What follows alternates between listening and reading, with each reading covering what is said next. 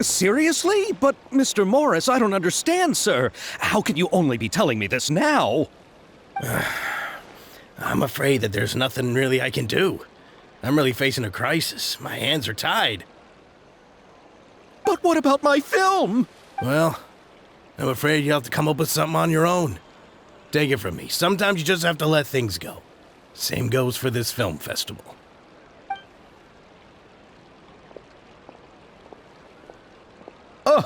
Oh. Hey, isn't that Xavier? So he's back in Fontaine now. Xavier! Oh, why, if it isn't the dear Traveler and Paimon. I really didn't expect to bump into you here at this time. Well, I was doing just fine until I received some terrible news just now. The investor I was working with for my upcoming film has fallen upon some hard times and is no longer able to provide the promised amount of funds. Can't you just find a different investor? Unfortunately, that's not how it works. We had signed an agreement specific to the Fontanalia Film Festival, stipulating that I cannot work with any other investors until the festival is finished. The Fontanalia Film Festival? What's that? Oh, is this your first time participating in Fontaine's Fontanalia Film Festival? Then allow me to fill you in. The Fontanalia Festival was established to commemorate the legendary Loch Knights, who went on a quest to search for the Oceanids, and eventually welcomed the Hydro Arconageria. The holiday is deeply connected to the founding of Fontaine, as well as its unique laws and trials. It's one of the most important festivals for this nation. But what's with that weird expression on your face? It's like you're trying really hard to remember something. I was just trying to recall the exact description from the books, in order to avoid any unnecessary arguments over semantics. I usually try to recite things straight from the source. Well, either way, Paimon thinks she gets it now. It's just like the Windbloom Festival in Mondstadt, and the Lantern Rite in Lille. Yes, those are festivals of a similar variety. Who doesn't like a good festival? And just like those of other nations, Fontaine will hold a plethora of events around this time each year. To commemorate the Loch Knights, people will imitate them by putting on special costumes, raising golden cups, and going door to door asking for pure water. But a few years ago, Lady Farina started to find the whole idea a little drab, and so decided to change the part about pure water to sweets. That really doesn't surprise Paimon at all. The whole thing seems more akin to a carnival now, and it's quite popular among the kids. Every year you can hear a bunch of them saying, "Trial or treat." Oh, that sounds pretty fun. But how does that connect back to the film festival you mentioned? Yes, it appears I've strayed off topic. I just got too excited after seeing you. Let me get back to the point. The Fontanalia Film Festival is an event proposed by the Fontaine Film Association this year. Now that film technology has matured as a medium, it's the perfect time to introduce more people to the art form.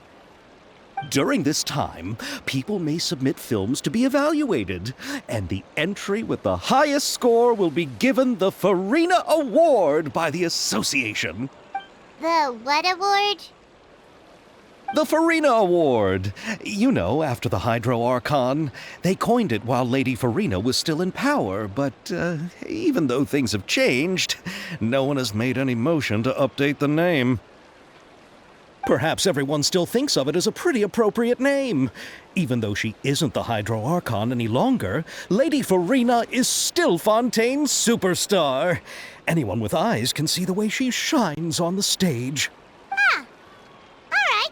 Guess the name does work pretty well when you put it that way. Oh, but who would have guessed there'd be an issue with the funding? How will I ever explain this to Miss Chiori? Not to say all the other actors who traveled all the way here from Inazuma.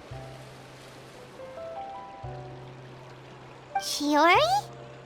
Sounds familiar. Where have we heard that name before? Yes, that's her.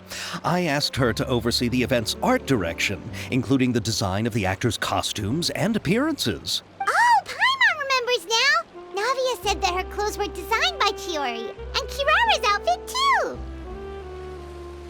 How to describe her? Well, she tends to be pretty direct and can be very forceful when it comes to dealing with people.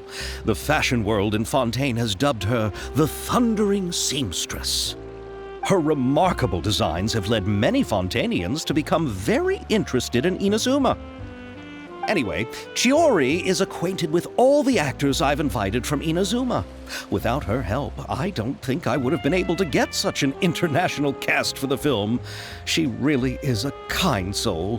Who are the actors from Inazuma? Do we know them? Why don't the two of you accompany me to the Aquabus station to welcome them?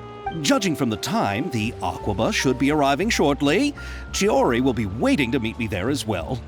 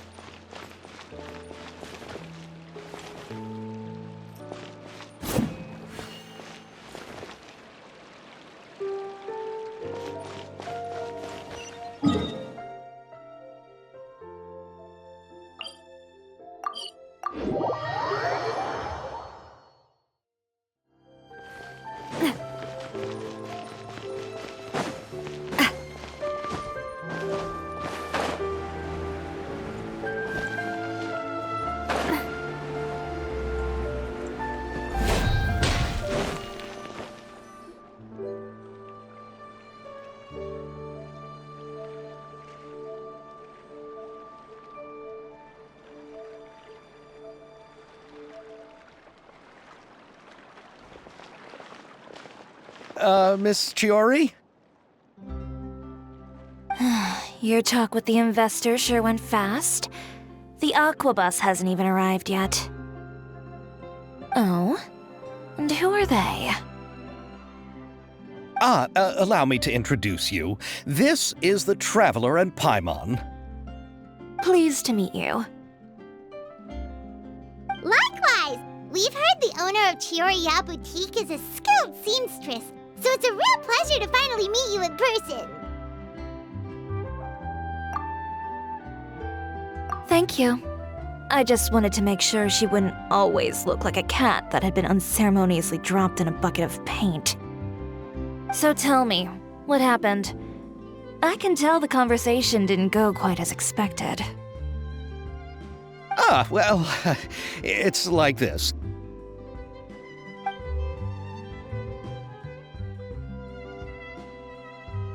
Ugh.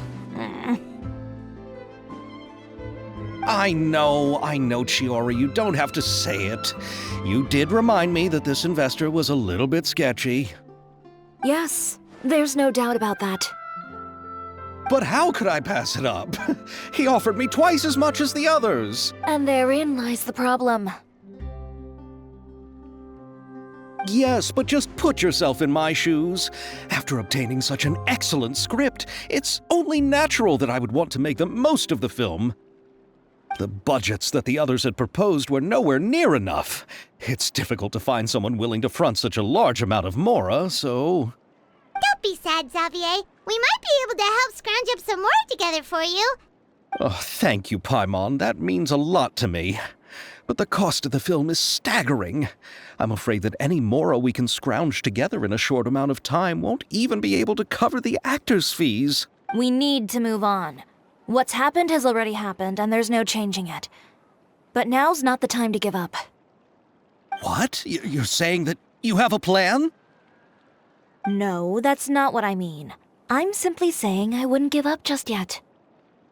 The actors I recommended aren't just after Mora after all.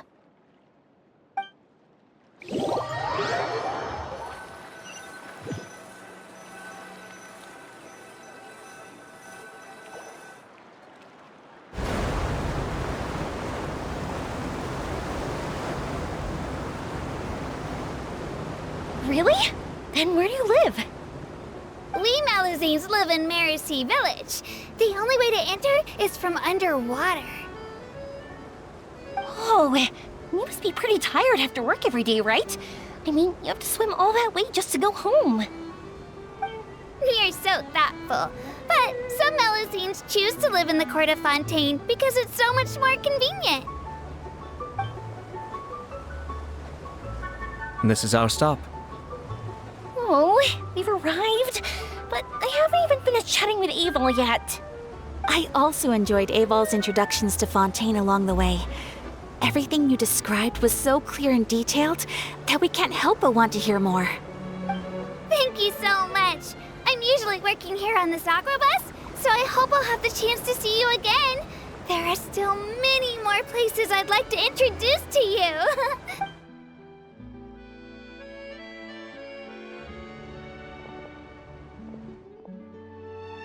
Welcome to the Court of Fontaine. Chiori, you sure have changed a lot. This is the first time we've seen you since you left Inazuma. I haven't realized it's been so long. I was in such a rush when I left that I didn't even get to say goodbye. Thank you for extending the invitation, Mr. Xavier. I'm looking forward to a fruitful trip here in Fontaine. It's an honor to have the head of the Kamisato clan visit us. So they're who you meant when you said you had actors coming from Inazuma? Oh? It's the Traveler and Paimon. Wow, what a coincidence! Ayaka and I were just talking about you on the way here. Are you also here for the film? We just ran into Xavier earlier and came over with him. But I'm not an actress. Sir Kamisato and Lady Ayaka are the real actors here. I'm just tagging along with Ayaka to have a good time together. About that, I mean, how was I supposed to contact you when I was making preparations for the film? I figured you were probably busy, and I didn't want to disturb you. So I could only keep you in the back of my mind while I sought other actors to play the lead roles in the film.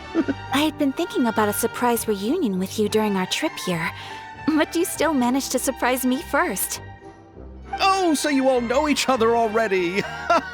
My, what a coincidence! What are the chances everyone could be brought together here like this? Why don't we go to Hotel de Boer and catch up over a meal? I've already made a reservation. Huh?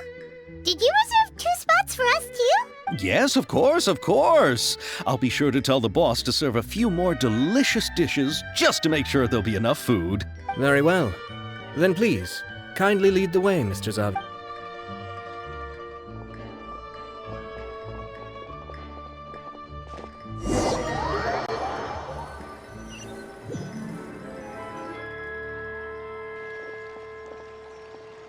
Wow, the buildings in Fontaine are so tall. Just look at how big they are. And there's the fountain that Aval mentioned earlier. It really is a magnificent sight. And look at that huge spinning sphere. Where does it get its power? Wait a sec! Could it be one of those clockwork mecha we've heard so much about?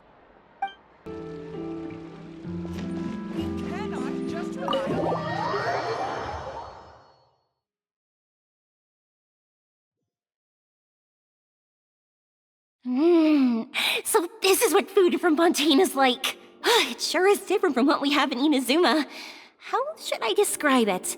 It seems like you have to go through a lot more steps to make them. And the flavor has many layers too. Yes. When I first went to Inazuma, I actually thought the food there tasted a little too bland. It took some time for me to get used to it. Let's get back to the purpose of this trip for a moment, shall we? How have preparations for the film been coming along, Mr. Xavier? Well, I've already assembled most of the film crew, a lighting specialist, a prop manager, and a costume designer. I've also bought the copyrights from the novel's author. Oh, it's called The Two Musketeers, right? I read the script you sent me on the way here. The story is pretty good. Originally, I was planning to start filming as soon as Sir Kamisato and Lady Ayaka arrived in Fontaine, but I'm afraid I've run into a bit of a problem. Oh? What is it? It has to do with the film's investor, Mr. Morris. He suddenly informed me this morning that he's encountered some financial trouble and will be unable to release to me the amount of funding agreed upon.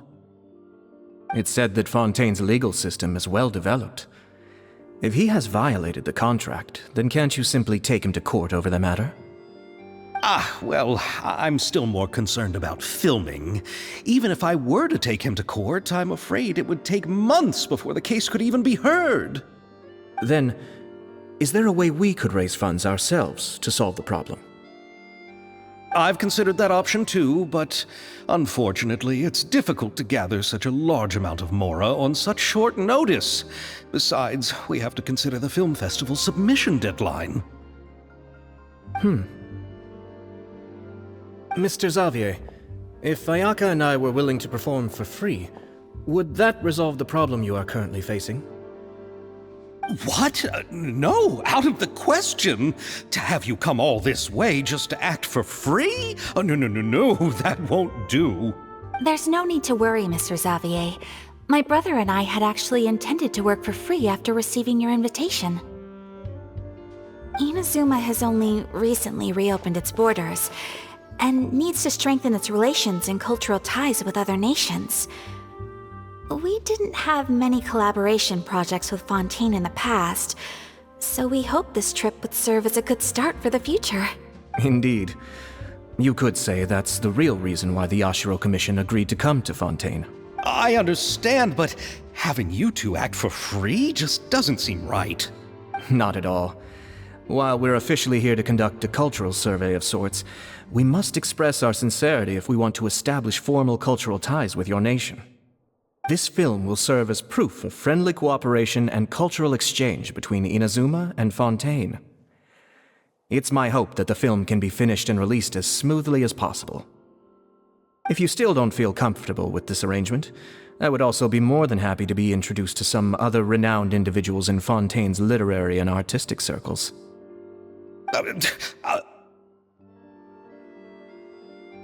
All right, I'll do as you say. Thank you so much. I'll make sure to cobble together enough mora now, even if it means selling my house, my camera, and every single family heirloom. Come on now, no need to go that far. I'll also help you out as a brand sponsor.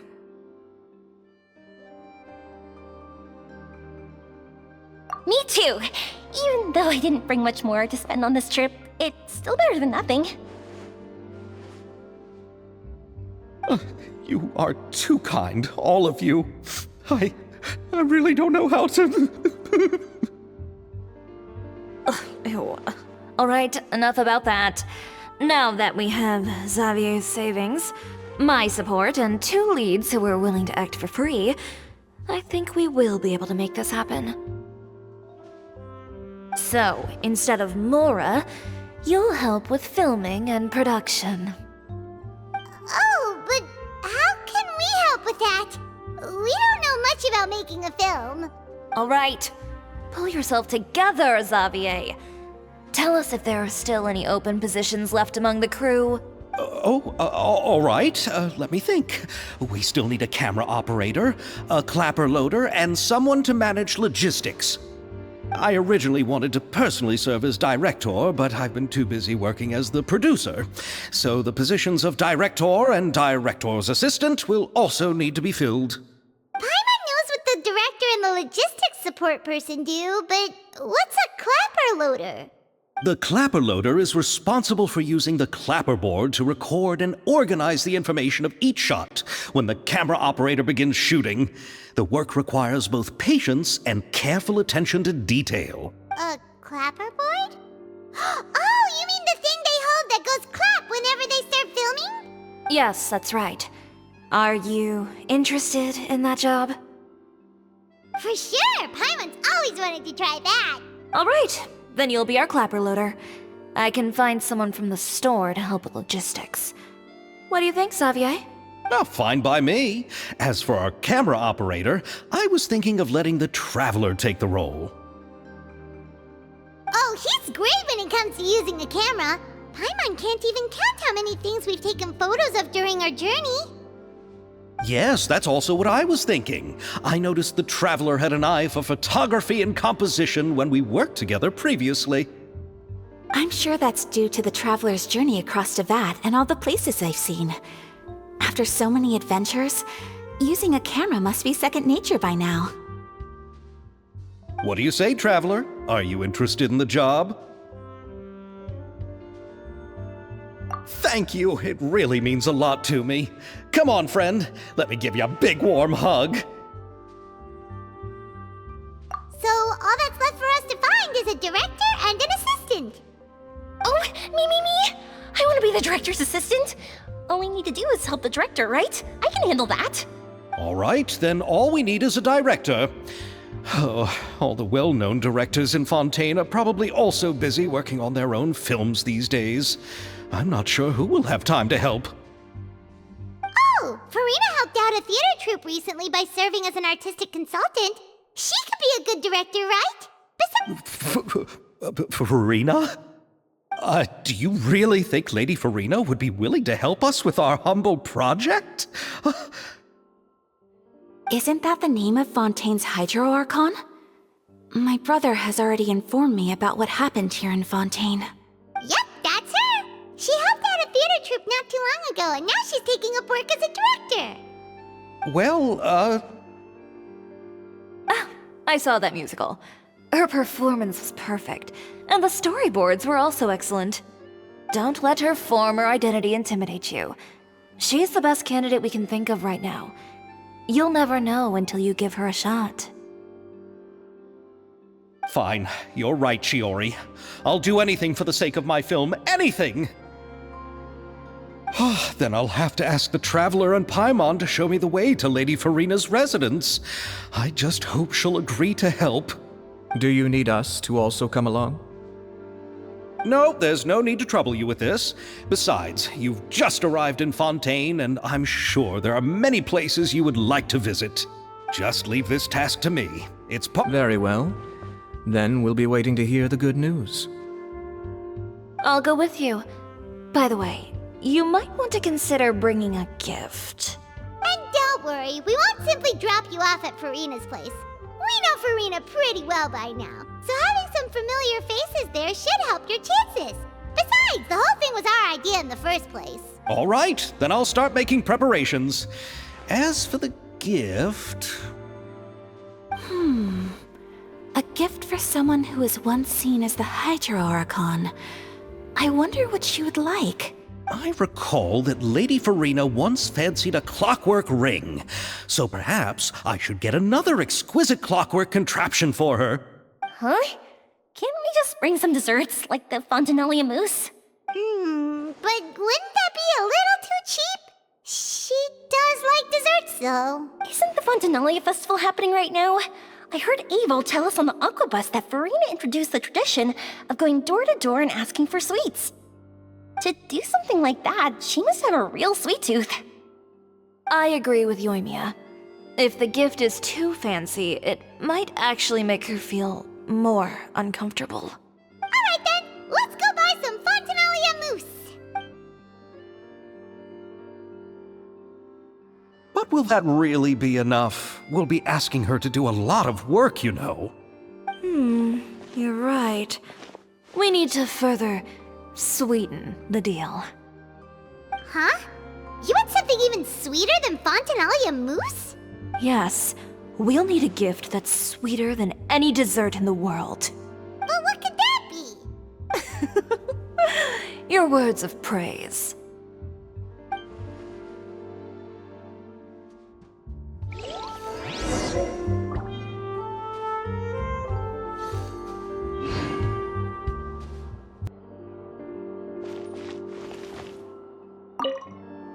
You go ahead. No need to worry about us. Like I hope Farina will like the gifts we prepared. Oh, and if you still think we should get something else for her, just let me know. I should be able to make some fireworks.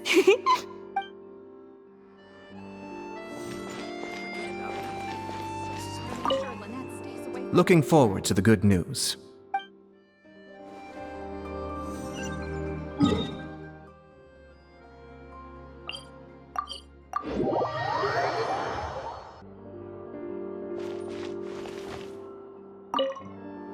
You go ahead. No need to worry about us. Oh, I hope Farina will like the gifts we prepared. Oh, and if you still think we should get something else for her, just let me know. I should be able to make some fireworks.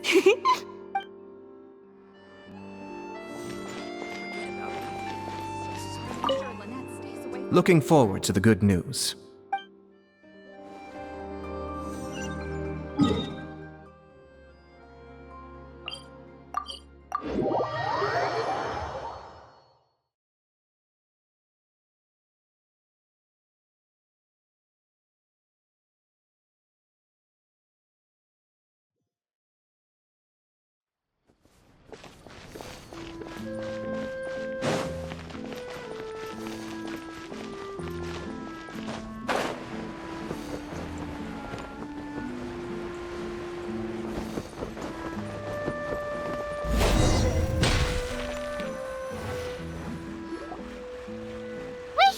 This is where Farina lives.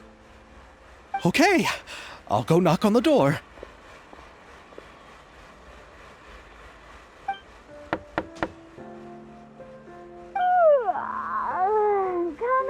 Coming. Seriously, who's knocking before afternoon tea? Huh? Who are you?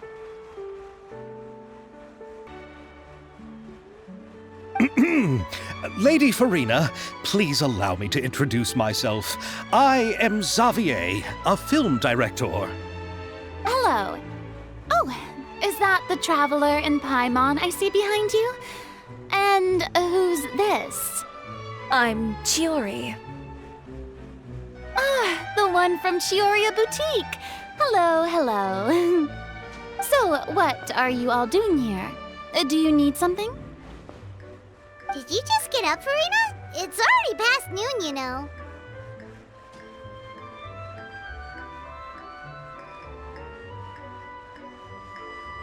Huh? Oh, Paimon means the weather is so nice in the afternoon and the sun is so warm. Just like how you make us feel. Sleeping in late is a really smart idea.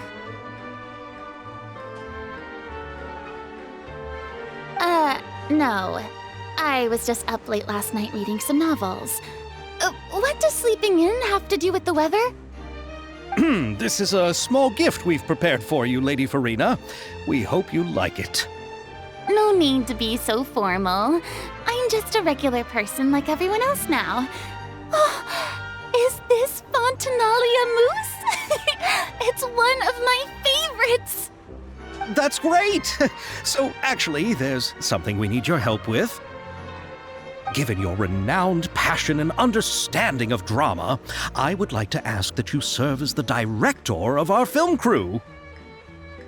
Oh, but didn't you just say that you're a director? Yes, but for this particular project, I'm mainly working as a producer. Besides, I'm sure that your understanding of the performing arts far surpasses my own, Lady Farina.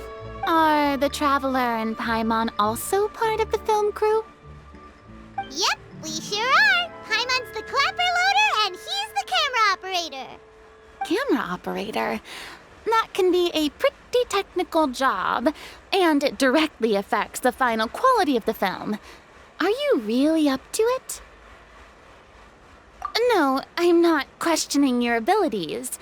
It's just that I've never really seen you use a camera before. Maybe you can come up with a test for the Traveler and see for yourself. If he can satisfy you with his camera skills, then you'd have nothing to worry about and can join the team. What do you say? You sure are getting better at rolling with the situation, Paimon. Oh, I do wish to see how skilled the Traveler really is with a camera.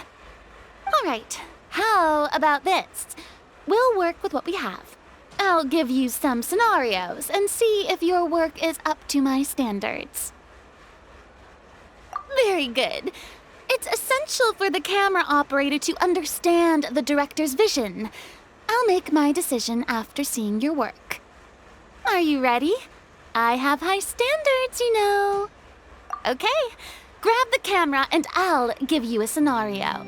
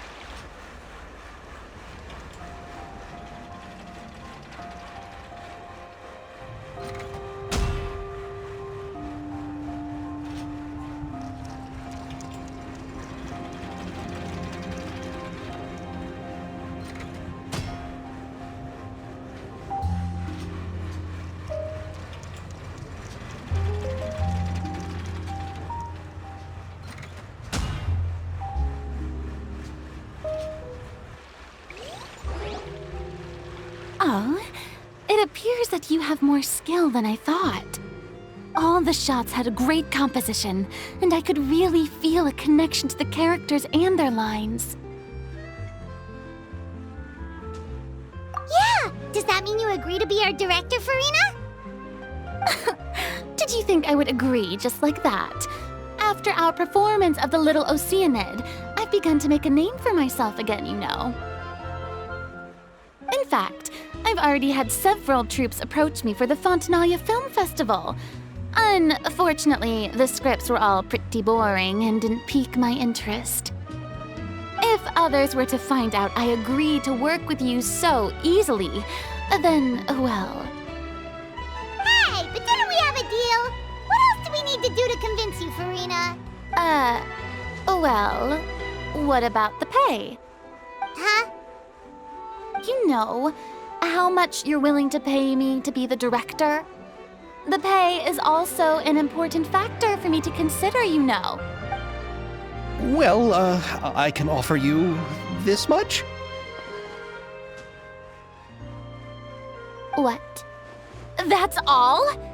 If Nervilat were to hear of this, he could charge you with underpaying your labor. I'm sorry, but our crew is in a tight financial spot at the moment. I see. Well, even though it's highly unlikely now that I'll join your crew, there's still something I'd like to ask. Exactly what film are you planning to make? Oh, our script is an adaptation of The Two Musketeers. Huh? Wait, you mean the suspense thriller novel that was a #1 bestseller? Oh, so Farina's read it too. Of course I read it. I've always had a keen interest in artistic works that strike a chord with the populace. I see. It all makes sense now. You must have used most of the budget to pay for the copyright. Not really. The novel's author transferred the copyright to me practically for free once he heard that I wanted to make a film adaptation of the story. The lack of budget is due to another issue. He probably just wants to get his name out there. So, Mora isn't the most important thing to him right now. It reminds me of a delivery courier who wears one of my designs while traveling all across Teyvat. I didn't charge her much for the outfit either. The exposure she provides for my brand is well worth it. So, are you a big fan of this story, Farina? Well, it's all right. The pacing of the story is good, but the character relationships could use some work. When I was reading it before, I always felt like some things were left on a rather unsatisfactory note. I have high standards, you know. Ahem, Mr. Xavier, if, hypothetically speaking, I agree to be the director, how much freedom would I have in terms of script revisions and creative interpretation? As much freedom as you would need. I wouldn't dare doubt the tastes of Fontaine's greatest star. Good. Then I'm free to alter the script as I see fit? Absolutely, no problem. All right. It seems that your crew really can't go on without my care and direction. So, you agree? Yes, I agree. Although the pay is well below what someone of my caliber deserves. A great script calls for a great director. I mustn't let a perfectly good story be ruined due to lack of funds. If you have fine cheese and bread, you wouldn't just let it sit on the counter and get moldy just because you lack an oven, right? Oh, Hydro Archon above! I'm not dreaming, am I? Somebody pinch me. There's no more Hydro Archon, you know. And it's still a little early to celebrate. There's a lot that goes into shooting a film. Although the trickiest tasks of finalizing the script and casting the actors have already been taken care of, we'll still need to reserve filming locations. Not to say set up lighting and props. And by the way, since we'll be filming The Two Musketeers, we'll need to find an action choreographer. Ideally, a professional who has actual experience with muskets. Yes, I've thought about this as well. I was hoping that you might know someone who could handle the job. Me? If this was before, I could have simply asked Lorand. But it's already been some time since I last talked to her. Navia can also use firearms, but unfortunately, her style is quite different from that of the characters in the story. Could we ask the Special Security and Surveillance Patrol? Oh, you mean the Special Patrol's Musketeers? Yes, that's right. They work with muskets every day. I can't think of anyone more qualified than them. They would be under Nerulette's jurisdiction. Unfortunately, I, don't have any connection with them at all. So, in the end, we still have to start by talking to Nervalette. No need to go to all that trouble. I know their Captain Chevres. Oh, you do? Wait, Chiari, how do you know the captain of the Special Patrol's Musketeers? No particular reason.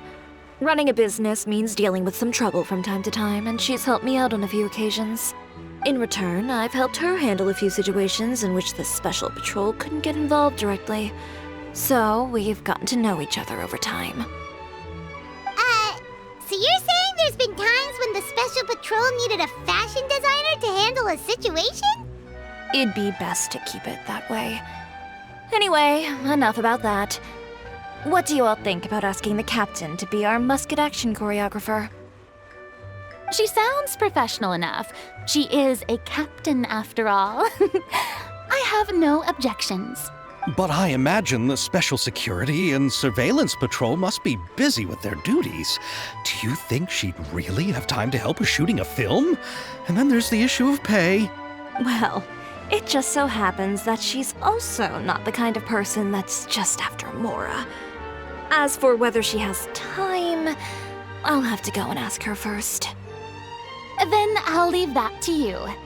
Macaroni's on sale today, so I've got to go. You can just tell me how things went when we discuss tomorrow's plan later. No problem. Having Farina join feels like a big boost to our team. Of course. Just wait until the day of our premiere. You'll witness the true power of my name in these lands. You'll be so glad I agreed to help. I can guarantee that even the standing tickets will be sold out. I'll be sure to ask some people I know to see if they'd be willing to act as extras. Seems like you're finally getting more comfortable with your own reputation now. I didn't ask for the Clapper Loader's commentary, Paimon. Then let's get going. I happen to know where Chevres is today. By the way, I'm curious. if my pay is so low, then what about our 2 lead actors? Didn't they travel here all the way from Inazuma? Actually, they told us that they see the trip as part of a cultural exchange, so they didn't ask for any pay. What? So is every person in Teyvat who doesn't want money gathered here to shoot this film? Don't tell me Chiori isn't being paid either. I already knew Xavier from before, and he's also agreed to give my brand some good exposure. It seems the gods have really smiled upon you, Xavier. And that certainly doesn't include me, mind you.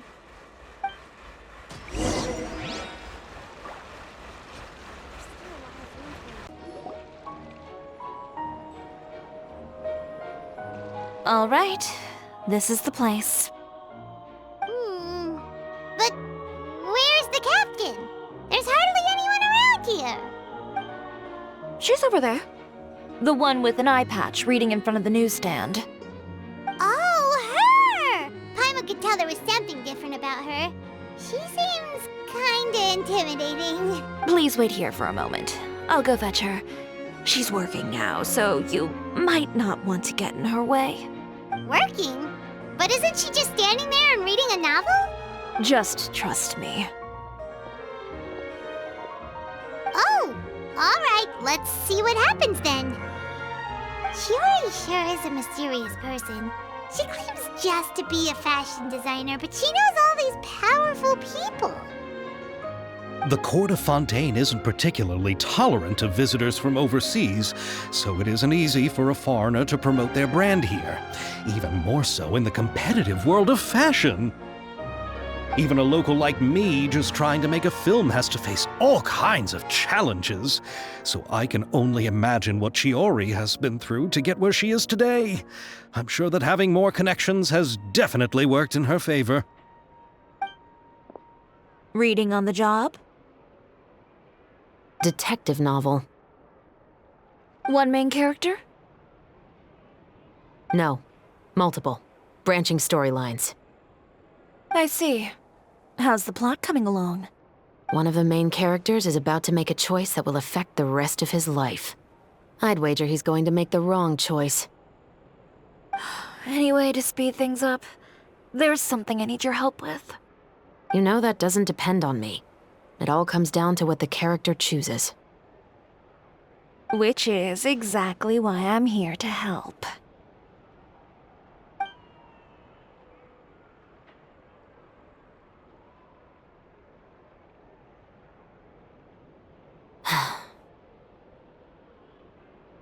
All right. It appears he made the wrong choice in the end. Halt!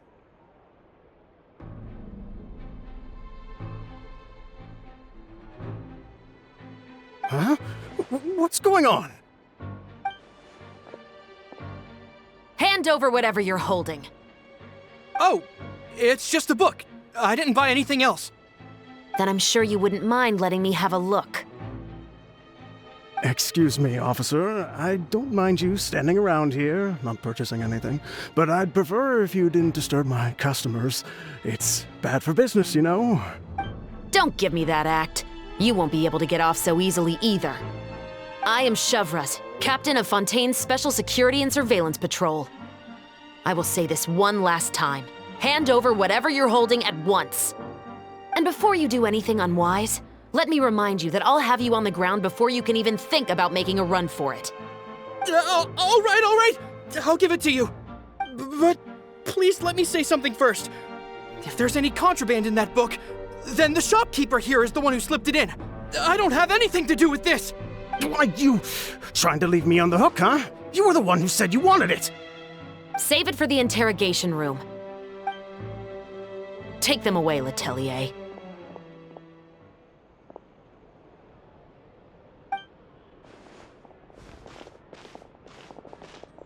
What's going on here? One second you're reading a book and the next you're escorting people away. And who are... Oh! Aren't you the traveler who's been all over the papers recently?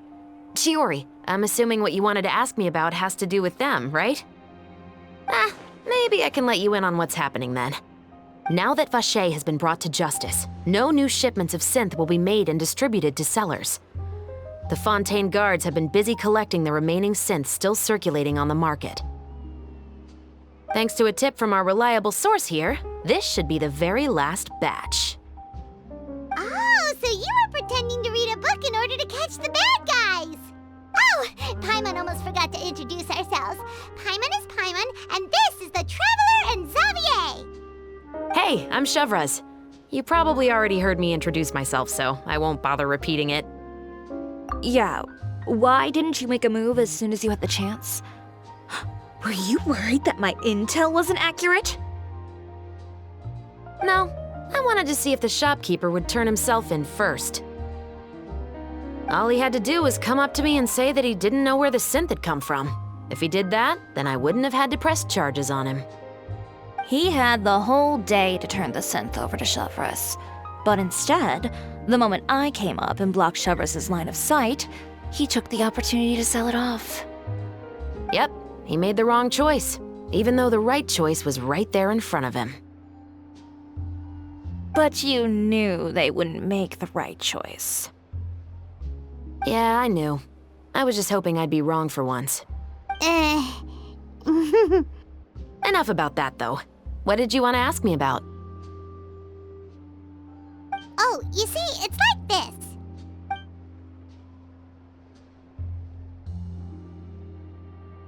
The Two Musketeers. You certainly have a good eye for a story. So what do you need me to do? Just be the action choreographer for the actors? Yes, that's right. I want to make sure we get all the details right. I want the actor's posture and understanding of firearms to be as realistic as possible. However, I'm afraid this work will require a bit of your time, since you'll have to be present whenever we're filming. Also, as for the pay... No need to say any more. I'll join. Huh? Just like that? Really? You're willing to help us with our humble film project?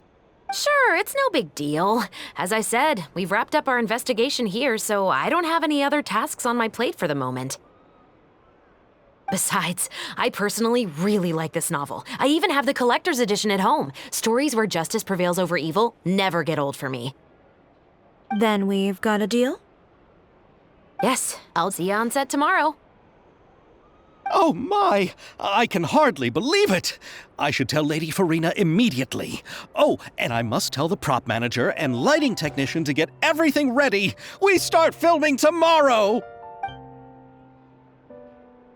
Calm down, Xavier. The film is going to take more than just a day to finish. Still, I should also head back now and start preparing the actors' costumes and makeup. Alright, guess that's it for today then. Traveler, Paimon, please stay for a moment. I have something to tell you. Then I'll take Xavier back.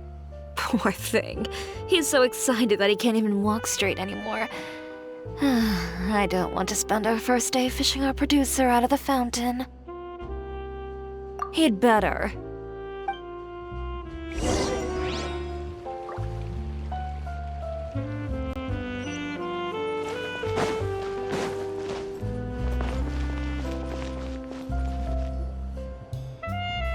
So what did you want to tell us, Chevraz? Have you read The Two Musketeers?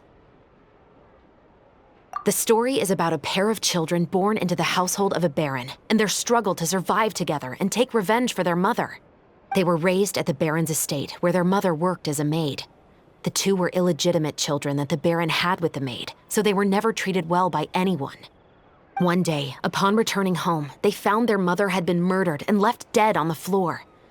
It was quite evident that the culprits were the other members of the baron's household, who never had any kind words to say to them. However, the baron was able to exert his influence and keep the whole thing under wraps. The mother's death was eventually deemed as a suicide, and there was no chance of bringing her murderers to justice. The two siblings decided to flee and someday avenge their mother. Many years later, members of the baron's family suddenly started turning up dead one after the other, all killed by gunshot. A rainbow rose was found on each of the victims' bodies, being the flower that the kid's mother liked best. The Baron believed that the mother's soul had come to take vengeance on him, so he lived in fear each day. But it was actually those two siblings who had fled all those years ago. They relied on each other to survive and trained day and night, eventually becoming adept musketeers. They used all of their abilities to collect evidence and clues before executing their plan and exacting revenge on the Baron. Their actions let the truth behind their mother's death be known to all. That's quite an exhilarating story. Yep, the Baron got what he deserved for his evil deeds, and justice was able to prevail. It was just the kind of story I enjoy. Oh, so is that why you were so willing to join our crew, Chevras? You could say it was one of the reasons. Oh, you mean there were other reasons too? I've read the reports about you. Whether it was at the trials or when you lent your hand to resolve our nation's crisis, you've shown that you've got a strong sense of justice, as well as a great mind for deductions. Yes, you're as sharp as I expected. It seems you've experienced many similar situations before. There's been a recent murder case involving Muskets. The perpetrator's methods appear to be very similar to what is described in the novel. Huh, really? But Paimon didn't see anything about that in today's papers. The Marechaussee Phantom hasn't yet released any information to the public because the investigation is currently at a standstill. The murderer is extremely cautious. A murder involving firearms? But not that many people use those in Fontaine, right? Impossible. We perform a routine inspection of our firearms and ammo reserves every day. If one of the weapons had been fired, it would stick out like a sore thumb. Besides, I trust the members of my platoon. However... Well, that's all I can disclose about the case today. Huh? What do you mean? I hope you all can go back and get some shut-eye. You can decide tomorrow whether or not you'd like to join the investigation with me. I'm aware this might not be the ideal time to add more to your plate, but the more capable people we have, the better the chances that justice will prevail. Carrying out investigations isn't actually supposed to be our responsibility. Our job is to apprehend the perpetrators. Finding them is really up to the Marechaussee Phantom. You could say I'm taking part in the investigation out of personal interest. I don't want people to see Muskets in a negative way, and also, I'm concerned about the similarity between the crimes and the story. You mean, they might be connected somehow? I suspect so. Just to make myself clear, this is not an order, nor is it a deal of any kind. It's a request, nothing more. If you two have any interest in the case after we finish filming tomorrow and are willing to assist me, then I would be most grateful. What do you think, Traveler? Yeah, you're right. Paimon's getting a little tired, too. We've really been hustling all day.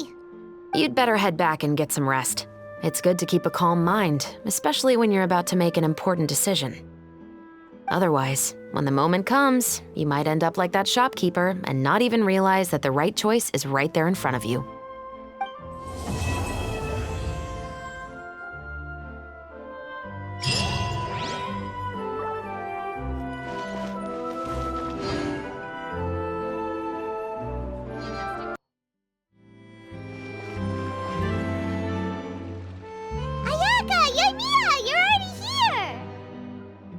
Good morning.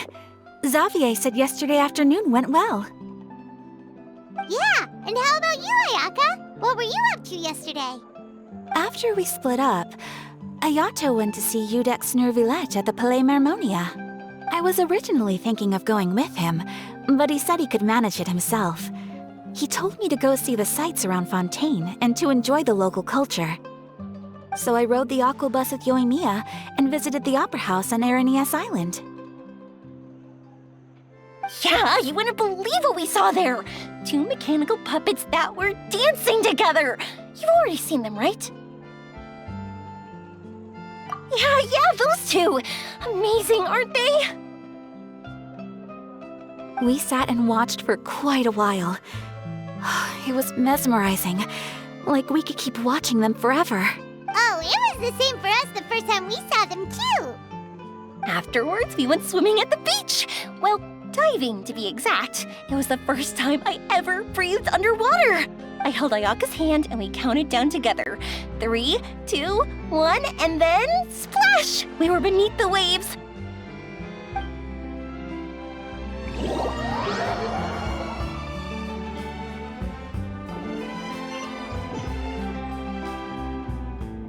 At first, I didn't dare to open my mouth. But once I couldn't hold my breath any longer, I decided to take a big breath in. Turns out the water wasn't as salty as I imagined. It didn't really taste like anything at all. Before I knew it, I was breathing like normal down there. It was an amazing feeling. Ayaka said I was too nervous and needed to loosen my grip. She got used to everything way faster than I did. I knew that the Traveler could do it, so I had no doubt we could do it too. That helped me feel at ease as soon as we dove in.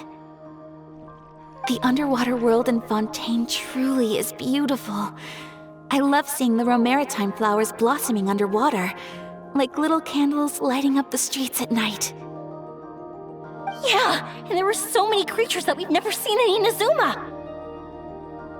Like those fish that shimmer like a sword blade. Whoosh! Oh, and those big fish that call when they see people. Ooh. Oh, you mean Hunter's Rays and Blubber Beasts.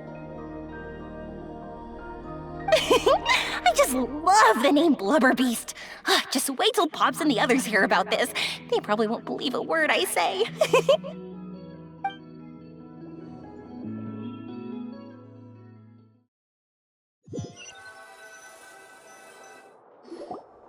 Yoimiya was down there for quite a while. It was dark before we finally rode the aquabus back to the city. I figured she'd want to sleep in today. Yeah, even I was worried that I wouldn't be able to get up. I still felt like I was drifting in the waves when I went to sleep last night. But as soon as I woke up today, I remembered that we'd all be shooting a film together, and I was ready to go. Speaking of the film, where's everybody else? My brother and Xavier were speaking to the restaurant owner about using the place as a filming location. They should be here soon. As for the others, We're here.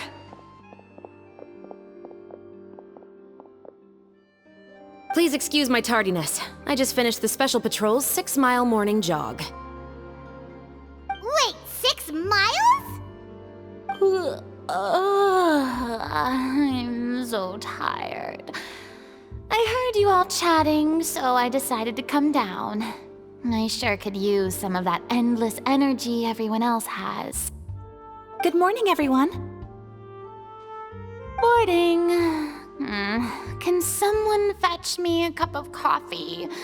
More milk, hold the sugar. Sure, I'd be happy to do that for you. No, you can't go anywhere. Please, have a seat over here so I can get started on your makeup. Ugh, the last thing I want is coffee stains on my costumes. I can get the coffee. It's the perfect job for an assistant.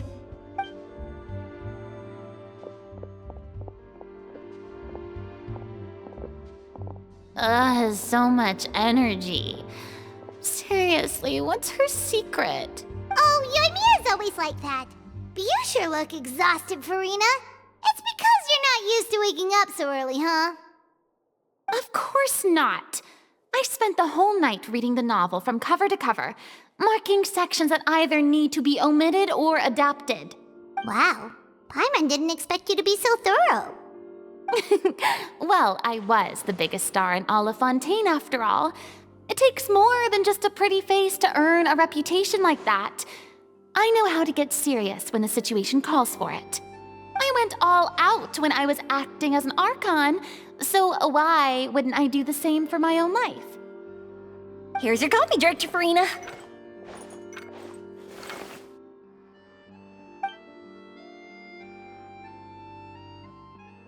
Oh, thank you.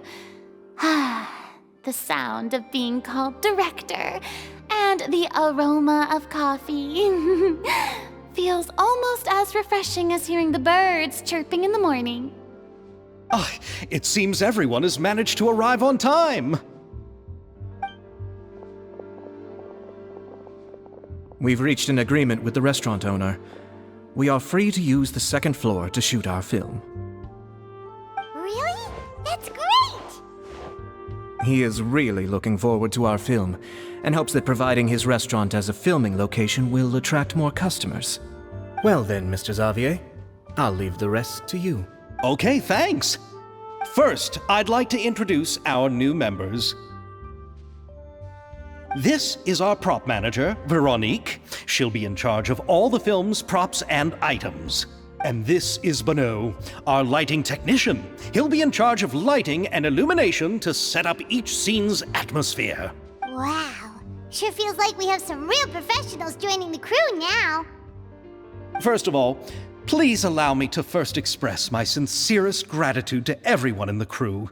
When my investor informed me yesterday that he wouldn't be able to provide the funds, I really thought that this was the nail in the coffin for this film. I had no idea that I'd find so many people willing to help me on such short notice. Thank you. Thank you all from the bottom of my heart.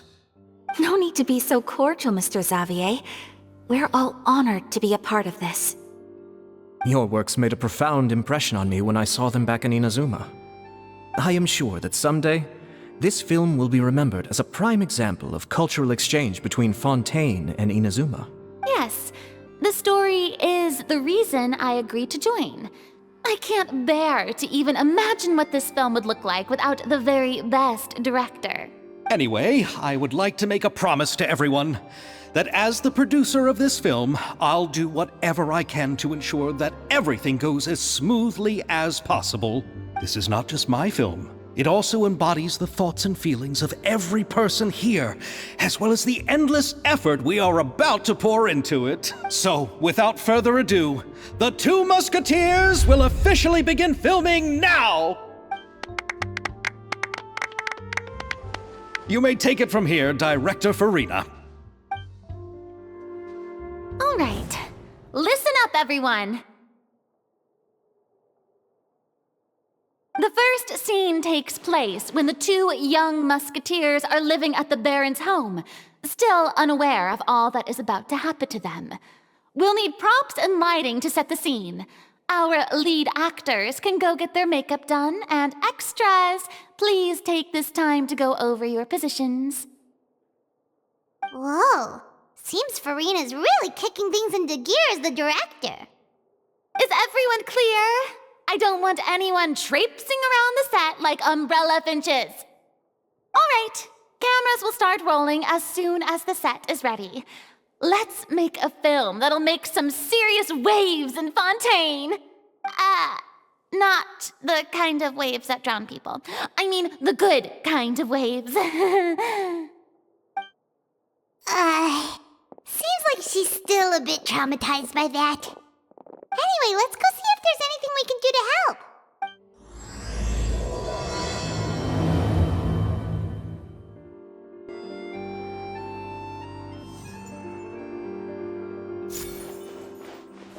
I don't need any help here. Why don't you try asking someone else?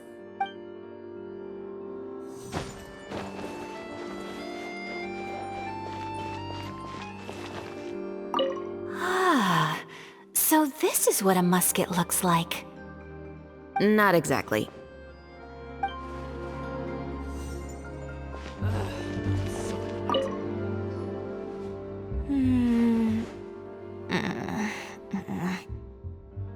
Ayaka has mentioned you to me before.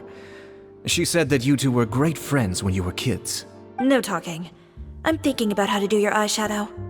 Ah, yes. To help me really look the part. To achieve a more young and naive look for this scene. Are you saying the wrinkles around my eyes are too deep? You just have too much of a calculating look in your eyes.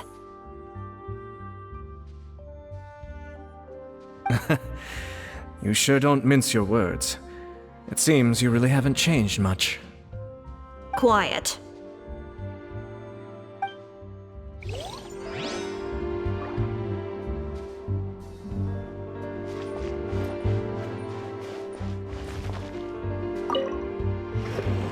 How about here? more to the left.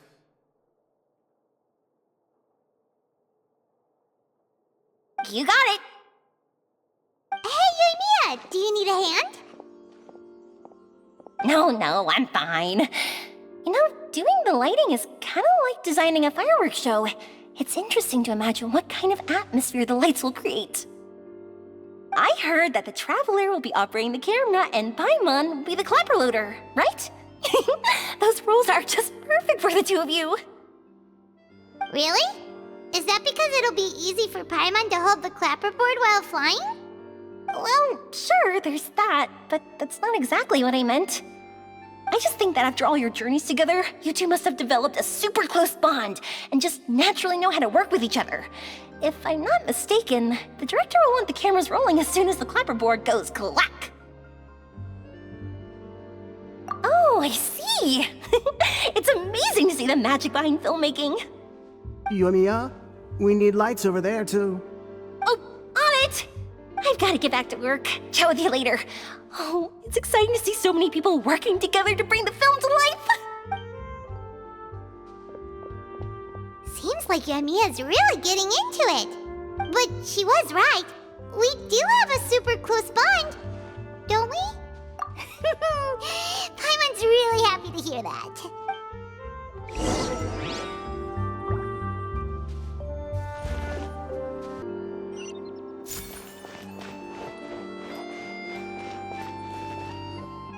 So, this is a real musket? No, it's just a prop weapon. Not bad. Have you seen a real musket before? Only in books and newspapers. I made this one based on the relative shape and proportions I saw in reference images. When we're filming, some special gunpowder will be applied around the muzzle, which will help create the flash and smoke effects of a real gun being fired. Which means it'll be up to the actors to portray the recoil. That's right. The sound effects for gunshots will also be added in post-production. Thank you, Veronique. I think I know where to start now. However, the musket's gears and firing pin could still use some work. Adding some wear on the metallic components will make them appear more realistic. Also, be sure to rub the muskets with some oil each time before we start shooting. That'll give the impression that the firearms have been well maintained. Good point. You seem to know a lot, Miss Chevres. I assume you use these types of firearms on a regular basis? Yes, I perform routine maintenance on my weapons every day. Just like we as people need to eat and sleep, muskets need to be cleaned and maintained. I also perform similar care for my sword every day, and familiarize myself with its shape and weight, to the point where it feels like a natural extension of my body. Yes, this way, our weapons will never betray us in the heat of battle. Yes, well said. It seems we have the same philosophy on this topic. Oh, sounds like they found a common interest to talk about. Though these props differ from the muskets I use, I can still give you some pointers.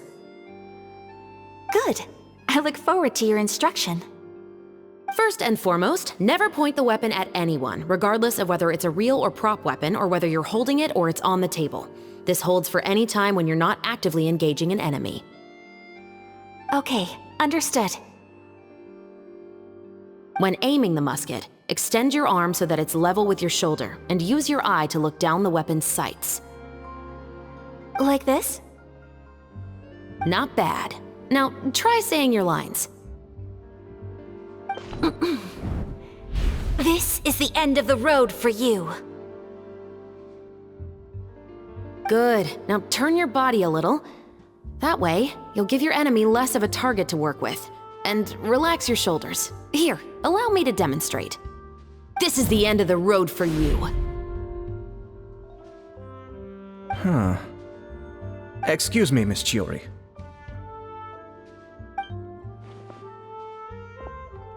Director Farina, there's something I wish to discuss with you. Oh? What is it? Like this? Yes, much better. What do you think? I do see your point.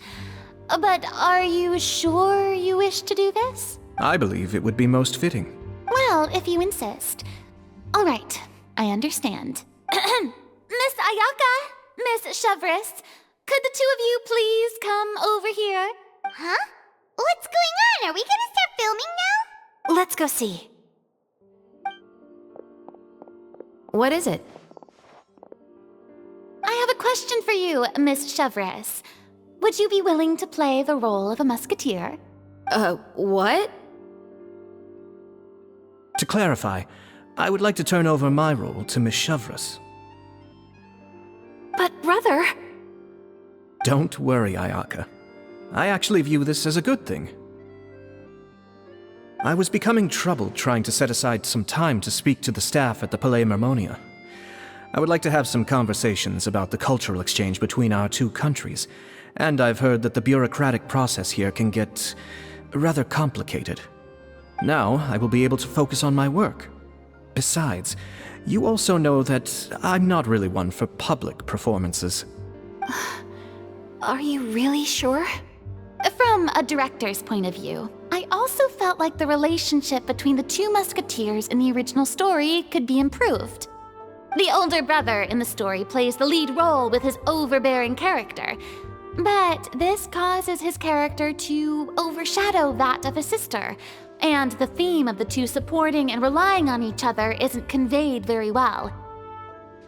But if we were to change the siblings to two sisters of a similar age, then that aspect of the story might come through more clearly. Also, I've seen you instructing Ayaka.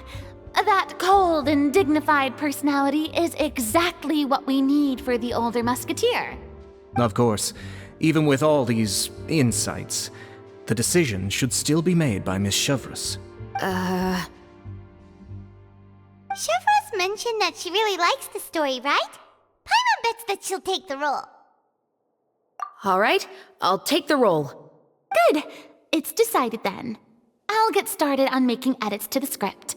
We'll also need to make some immediate adjustments to the lighting, props, and costumes. I have a feeling that our adaptation will be even better than the original story. You're doing a great favor for me, Miss Chevres. You have my gratitude. Don't mention it. I like this character, so if anything, I should be the one thanking you. Well, since my brother is the one who brought up the idea, I suppose there's no need to worry. Let's go, Miss Chevres. I look forward to working with you. Please, just call me Chevres.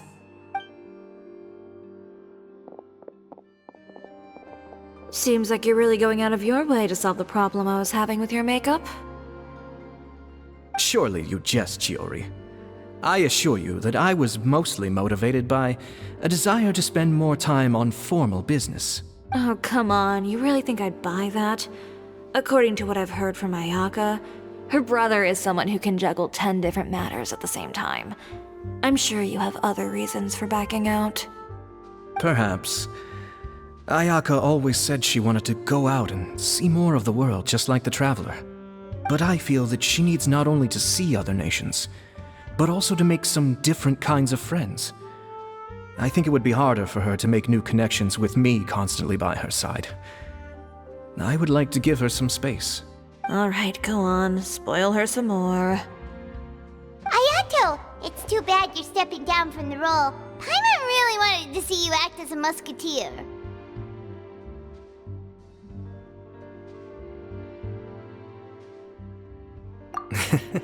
No need to poke fun at me. I'd wager that you also felt that I wasn't the best candidate for the role. It's a little hard for Paimon to imagine you saying those lines. Yes, I've made an appointment to meet some people from the Palais Mermonia. Now... Traveler, get the camera ready. Paimon, get the clapperboard. Actors, to your positions. We're about to start shooting the first scene. Go on now. And please take good care of Ayaka. Yep, don't worry. Thank you. I look forward to seeing the film when it's finished. All right, now that we're all here, let me help set the scene for everyone. The first scene takes place when our two main characters are still living at the Baron's estate. They've been ostracized and verbally abused by others in the household, but they still have no idea why. We want to capture how naive and innocent they are despite their pain. Chevres will be playing the role of the older sister, Tulip, and Ayaka will be the younger sister, Iris. Be sure to get close-ups of the main characters at the right moment. Silence on the set! Lights, camera, action! Let's go! Tulip, Mother's been out for quite a while now. Perhaps she went to pick some flowers on the way home. You know how she loves flowers. Iris, Tulip! I'm home!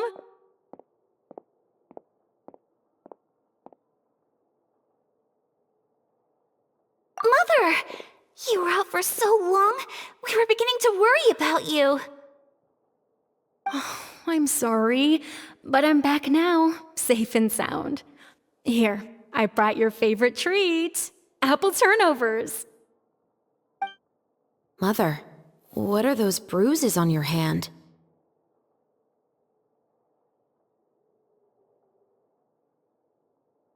Huh? What bruises? Oh, I must have bumped into something while I was working yesterday. But I didn't notice them this morning. Then perhaps they're from when I accidentally tripped when I was out just now. By the way, did you have fun playing at home? What's the matter, Iris?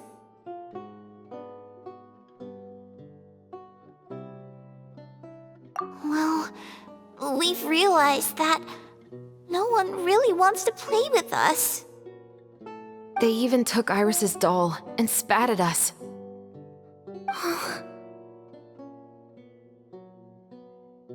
And they even called us names. They said we were... Shh! It's all right, don't worry. Girls, listen to me. It doesn't matter what anyone says. Don't listen to them. No one can define you with such words. You both have wonderful lives ahead of you. Just like your names. You will both blossom like beautiful flowers. Maybe your time to blossom hasn't quite come yet, but one day, you two will bloom more beautifully than anything else. Don't let the soil you're in now ruin your future beauty. Understand? My dear daughters. And cut! Not bad. The actors' emotions were all on point. Let's keep that take. Also, if our clapper loader could avoid shouting at the start of the scene next time. Oh, got it. Great. I was a little worried that my nerves would get the better of me. What about you, Chevres? I felt fine. The lines weren't too difficult at all. Seems like Farina must have adapted the role nicely. You two were great. I couldn't tell it was your first time acting in a film. You should have more confidence. Thank you for your encouragement. Positions, everyone! We'll move on to the next scene after we try a few more camera angles.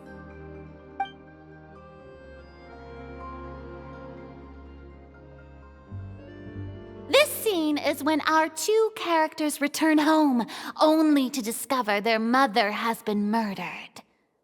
Ready? Mother, we're back.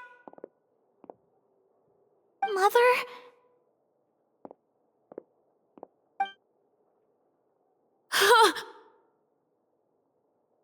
What's wrong, Tulip? Iris, stay away! Huh? Why? What's... Mother!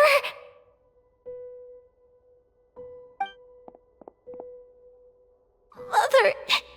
She's...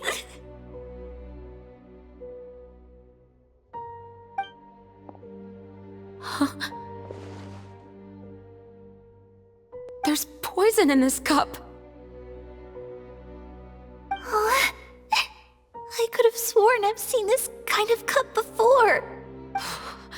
Those aristocrats. They didn't even try to cover up their actions.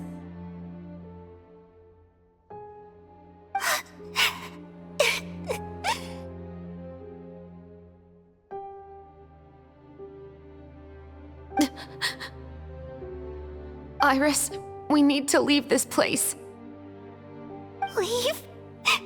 But now that Mother is gone, where can we even go?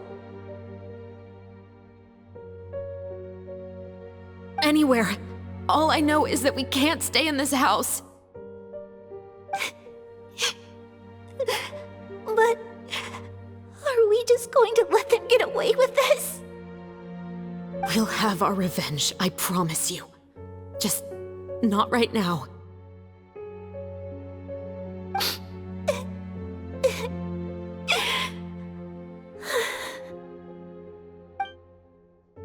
Come on, let's go. No, wait. We can't just leave Mother here like this. At least let me leave this rose with her. That's why we went out in the first place. To buy her this flower. All right. Goodbye, Mother. We'll avenge you. Someday. And cut!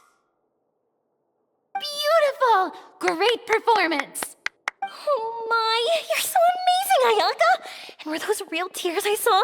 How did you do it? I was surprised too. Thank you for the kind compliments. Actually, as soon as Director Farina said action, I told myself not to think about anything.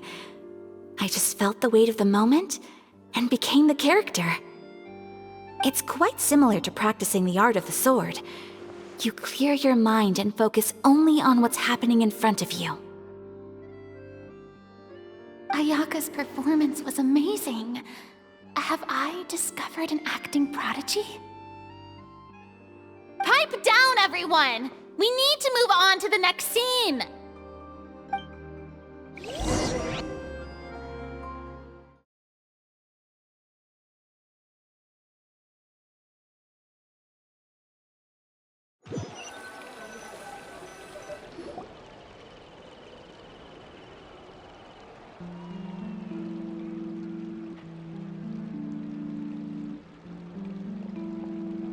Huh? Are we done already? But Paimon wants to keep playing with the clapperboard. How do you feel, Traveler? Is your arm sore from holding the camera all day? Good work, you two. You too, Chevres. You were quite the actress today. I've read this novel many times before. I have a good grasp of my character's mindset.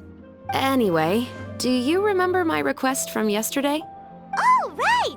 We were having so much fun that Paimon nearly forgot. You have a case where the murders seem really similar to the cases in the novel, right? So, how are they similar exactly?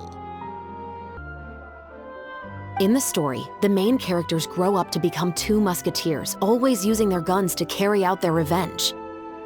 And on each of the victims, they place a rainbow rose as a signal that they've returned. Yes, that's correct. We found rainbow roses just like in the novel. Seems like you're connecting the dots now. Oh, that does sound pretty concerning. Especially after seeing the script today. Ooh, now Paimon can't stop wondering what kind of ulterior motive the murderer might have. What do you think, Traveler? You're smart. Paimon wants to hear your thoughts. Good. On behalf of Fontaine's Special Security and Surveillance Patrol, thank you for your dedication to justice. There's no time to lose. We should start investigating right away. Follow me. Huh? Right now?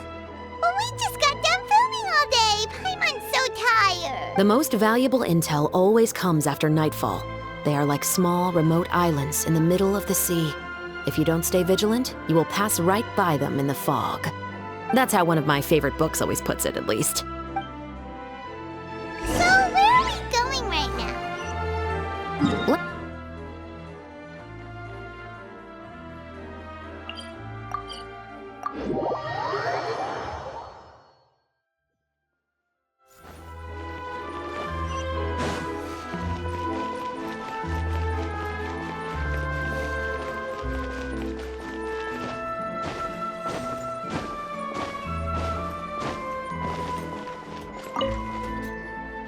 Welcome to LeChaux's Clockwork Workshop. How can I help you? Hello. I'd like to know if anyone has purchased some special components lately. Special components?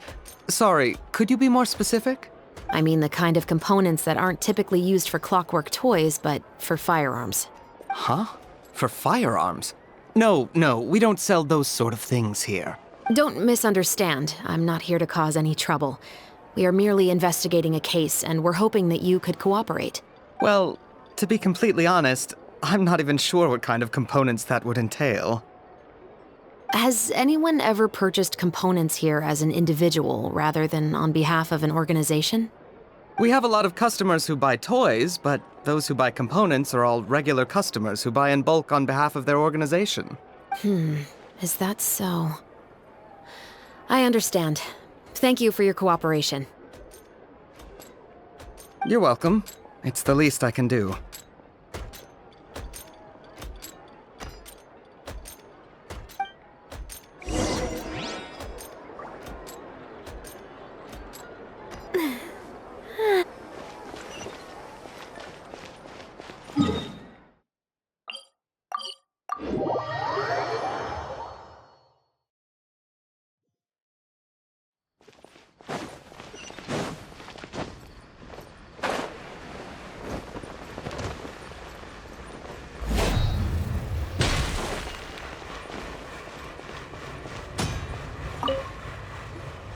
Oh, hey, Chevres. Run out of oil for your musket again? Hello, Estelle. I want to know if anyone has come to your shop recently to order some firearm components. Oh, is this another case? Let me think. I don't think so. Some people have requested that I make some prop guns for the Fontanalia Film Festival, but I refused all of those requests. Oh? Why's that? Because there's no profit! I only make things here that can do some real heavy lifting. I don't have the energy to make some new molds just for the festival. Then has anybody come specifically looking for mechanical components? Well, I usually sell off my scrap to the Fleuve Cendre. I don't typically give them to one specific person. I understand. Thanks for your cooperation. Don't mention it. Always happy to have the Musketeers' patronage. Seems like we haven't found any leads to go off yet. Yeah, unfortunately. All right, let's head to Fleuve Cendre next. Huh? Are you sure? People might not be so thrilled to see the captain of the special patrol there. You think so, huh? Then I guess you don't know. Huh? Know what?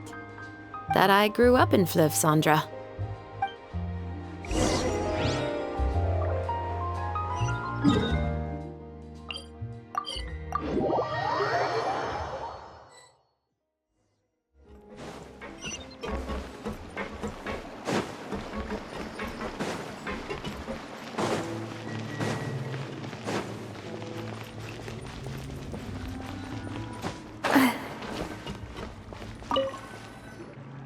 What's all this?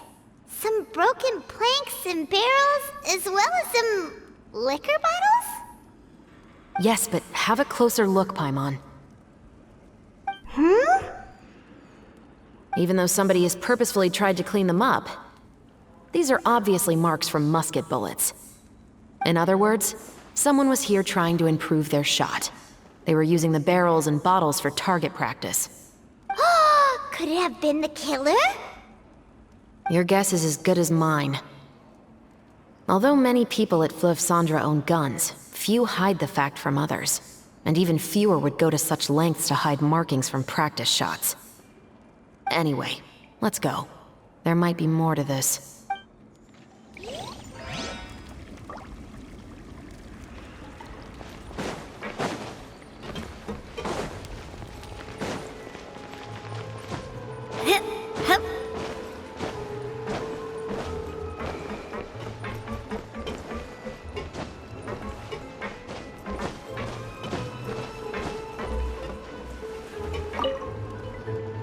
Hello, I'd like to ask some questions.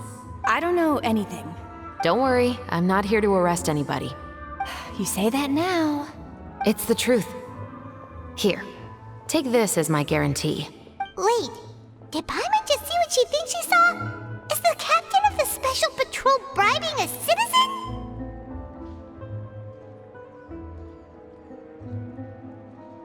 Seems you're different from the other guards. What do you want to know? Have you heard anything related to Muskets and Fleuve Cendre lately? Anything at all? Muskets, huh? All I know is that about 2 weeks ago, we started hearing some loud noises at night. So loud that it's been waking me up. Were they gunshots? Possibly. It's hard to tell around here. Someone's house collapsing, a pipe exploding somewhere, it's all the same. But the noises I'm talking about definitely happened after I fell asleep. Do you know where the noises were coming from? I don't remember clearly.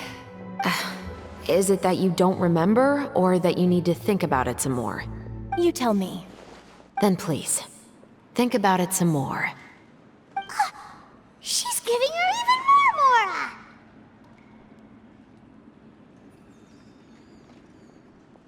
The noises came from the end of the Southern Waterway. I came out and had a look for myself when I wasn't sleeping well, but I didn't dare get too close. That's all I know. All right, I'll take your word for it. Thanks for the pâte de fruits.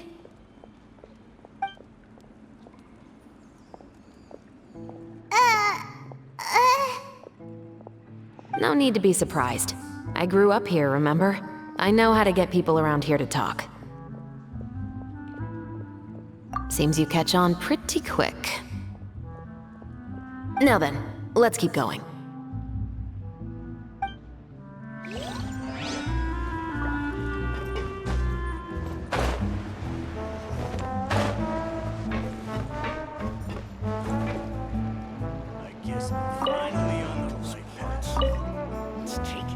It's been a while, Tetro.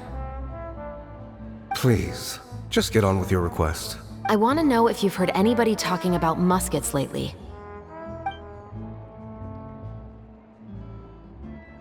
Information isn't free, you know. I've heard that bandits have been extremely active in the countryside recently, and they've been affecting the delivery of goods to Poisson. You're still as helpful as ever. One of our men got drunk at dinner about a month ago and lost his gun. 3 days later, it turned up in the corner here. What's weird about that? He just forgot where he put it, right? This is Fleuve Cendre, my friend. Anything of value left in the tavern won't ever make it to the next day. But that gun turned out to be an exception. It didn't get any new wear and tear on it, and didn't even appear to have been fired. We were quite mystified as to what could have happened. I suspect it came back because the weapon was already known to the guards. You mean, a criminal was afraid the Marechaussee Phantom would use the shot marks to track them down? Maybe. But if that's the case, the culprit really took great care to avoid getting caught. I didn't say anything about a criminal. In Fleuve Cendre, knowing who was killed is as easy as knowing what clothes you're wearing today. It's the guy living in the east side, isn't it? I've never liked him. Every time he's here, he just orders a drink and sits there with a nasty look in his eyes. So, who was the one who lost the gun in the first place? Don't bother. Even if you ask, he wouldn't admit to owning a gun to some strangers. Not to mention the captain of the Special Security and Surveillance Patrol. He's right. I know you grew up here, Chevreuse. Even though you're on good terms with the Spina, you've still been gone too long. Not many people know you here now, and a lot of people don't like the Special Patrol. I know. So take my advice and don't show your face too much around here. It's for your own safety. I'll come and go as I please, and I'm afraid I'll be appearing more often due to my work. All right. Don't say I didn't warn you.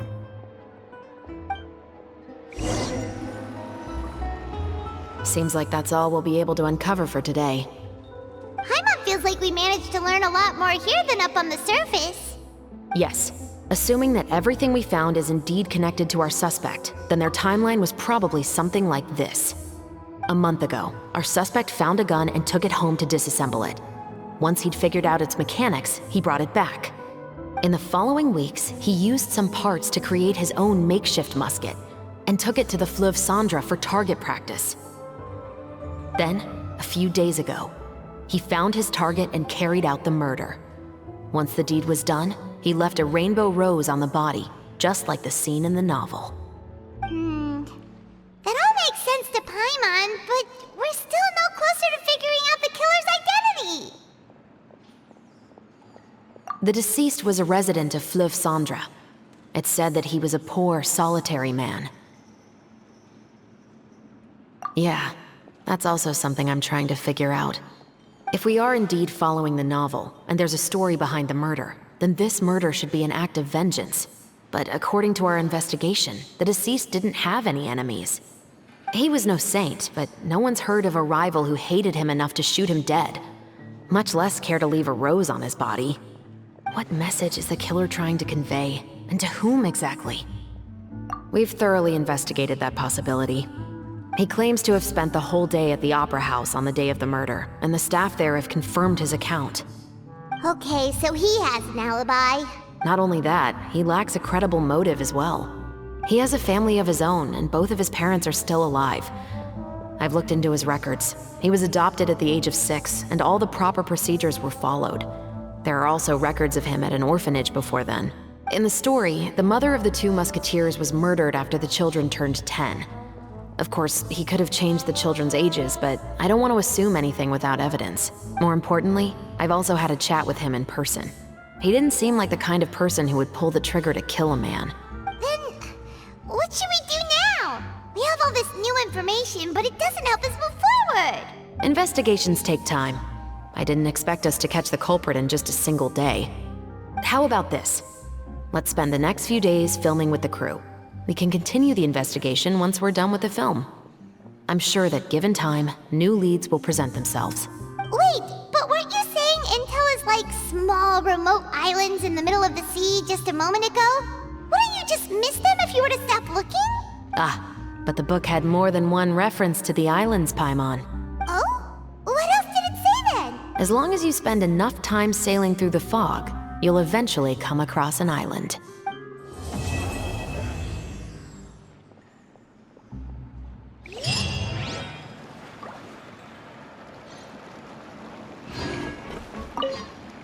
What?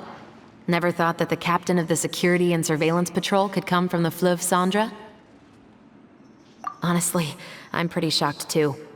There used to be a time when I thought I would never be able to join the guards. But as long as you can distinguish yourself through your accomplishments and skills, you'll eventually be recognized for your worth. If you look at it another way, my life at Fleuve Cendra has actually taught me a lot of valuable skills. Skills like how to barter with criminals or how to think in their shoes. Of course, I'd appreciate it if you could keep this a secret between us.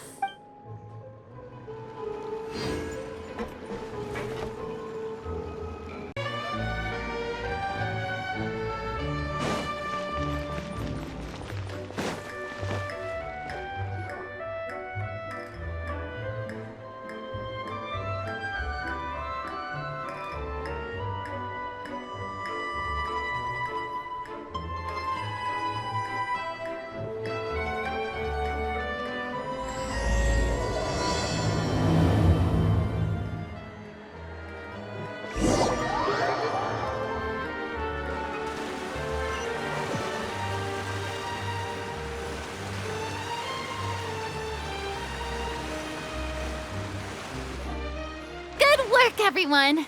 we're looking to wrap with our two main ladies today. I can already smell our success. What do you mean, looking to wrap?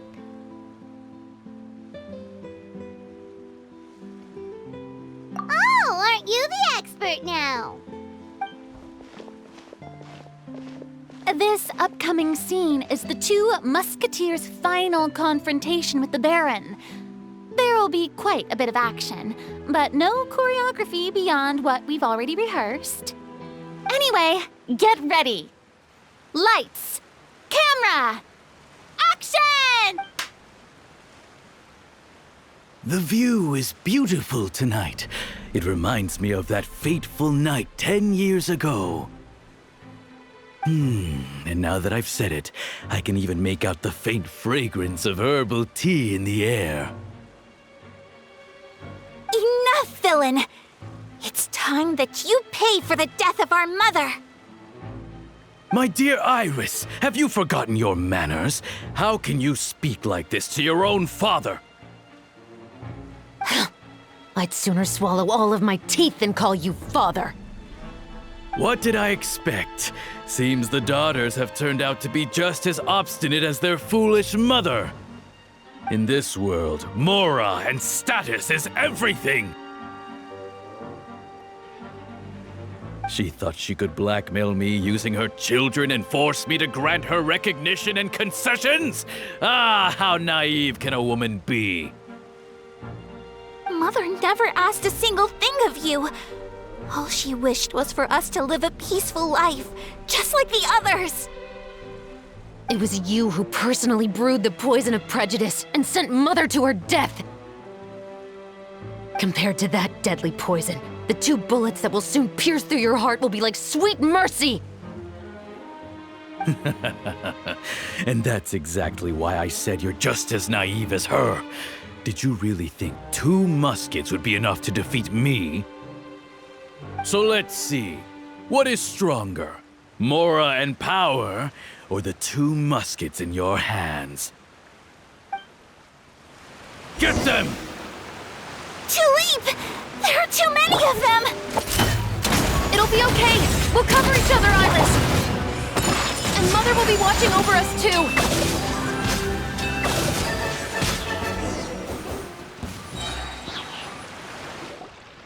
You've lost.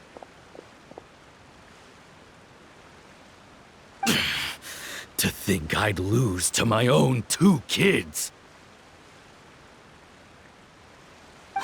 We are no children of yours, and we'll never call that place our home. Then tell me, what did you do all this for? You lost your mother, and will soon kill your father as well. What will you gain in the end, other than sentences for your crimes? We will gain our long-awaited justice.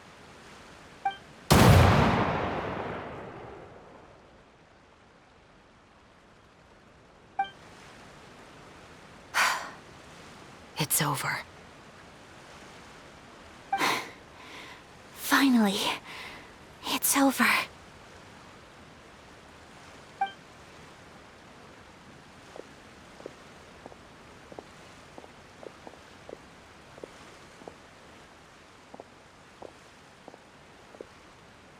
So, where will you go now, Tulip? I'm not too sure, Iris. Maybe somewhere with lots of flowers? After all, Mother always did love going where the blossoms were. What about you? I want to go visit Mother's grave. Yeah, that's not a bad idea.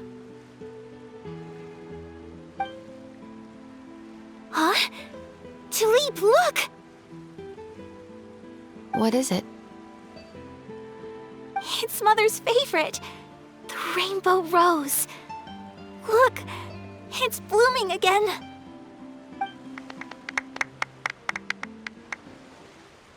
Excellent! That was beyond mesmerizing. Even I didn't expect this scene to go so well. And we got it in a single take. All right, everyone. we've got a wrap for Tulip and Iris. Congratulations, Ayaka and Chevrolet! Thank you. I didn't expect our parts to wrap so quickly. I wish I could savor the experience for just a bit longer. Paimon totally understands. Paimon's not ready to say goodbye to the clapperboard either. Filming has really been a lot of fun. You were great too, Chevrolet. The way you said, long-awaited justice. It gave Paimon chills. That is indeed my favorite line in the whole book. I still remember trying to act it out in my room the first few times I read it. Whoa, Paimon would have never guessed you're that type. Who doesn't like stories where the guilty are punished and justice prevails over evil? Don't forget, I'm the captain of the Special Security and Surveillance Patrol. Captain, I have something urgent to report. Please excuse me, everyone. I'll be back in just a moment. It's okay, don't worry about us.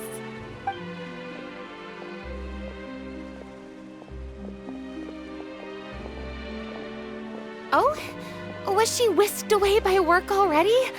I was just about to tell her how great she did. It seemed like some urgent official business. Then perhaps we should thank the stars that we were able to wrap both of your parts so quickly today. Switching around the filming schedule would have been a real pain. Anyway, I actually came over to let everyone know that we're all done for today.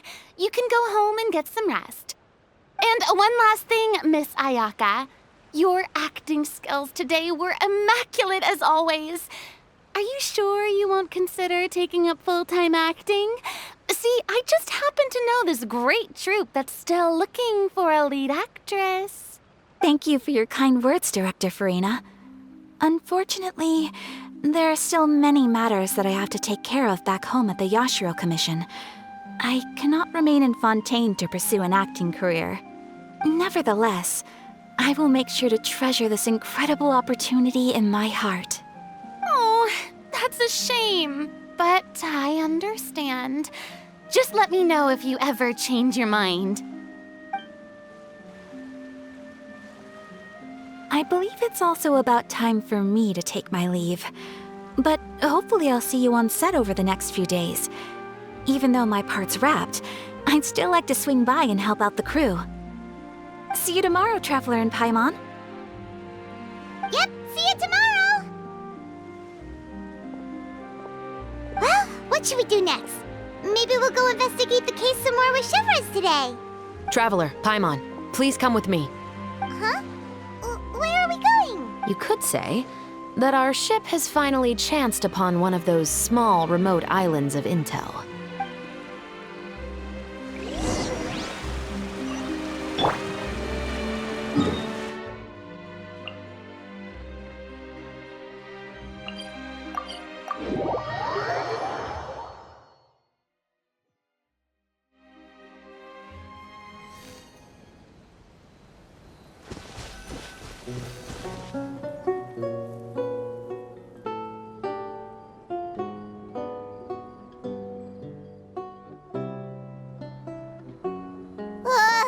Paimon's exhausted.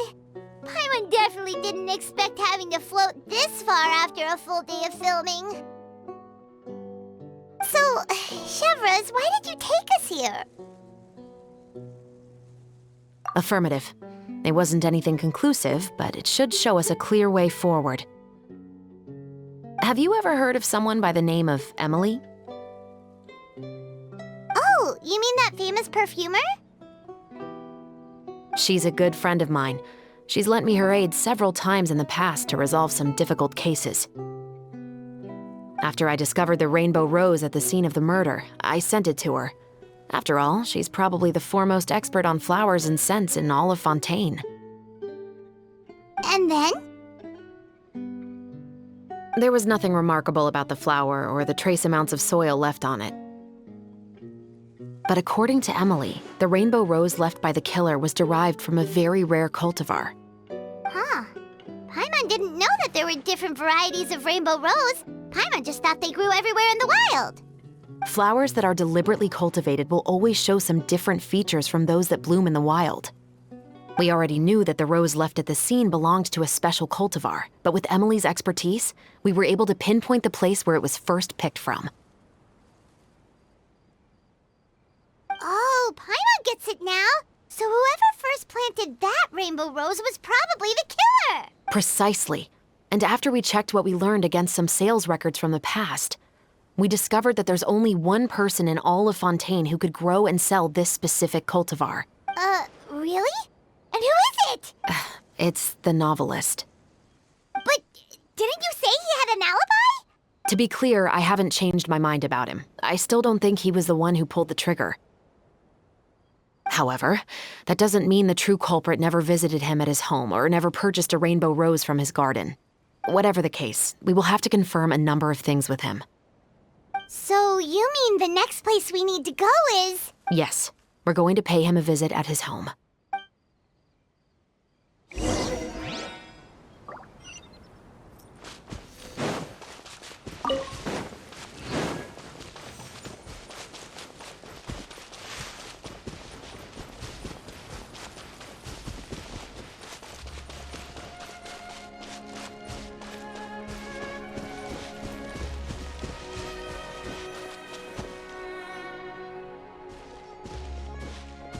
That should be his house. There are so many Gardamex stationed around the place. That's pretty unusual, right? According to what he told me last time we spoke, he hired them so he won't be harassed or disturbed. Huh. So there are a lot of flowers in his garden, but Paimon doesn't think we'll be able to pick one without alerting the Gardamex. Right. Which is exactly why I think there has to be a special connection between him and the killer. So, should we knock? Just wait here for now. I'd like to take care of a number of those Gardamex first. But they're so far away. How are you planning to do that? Don't forget, Paimon, I'm actually the real-life captain of the Musketeers.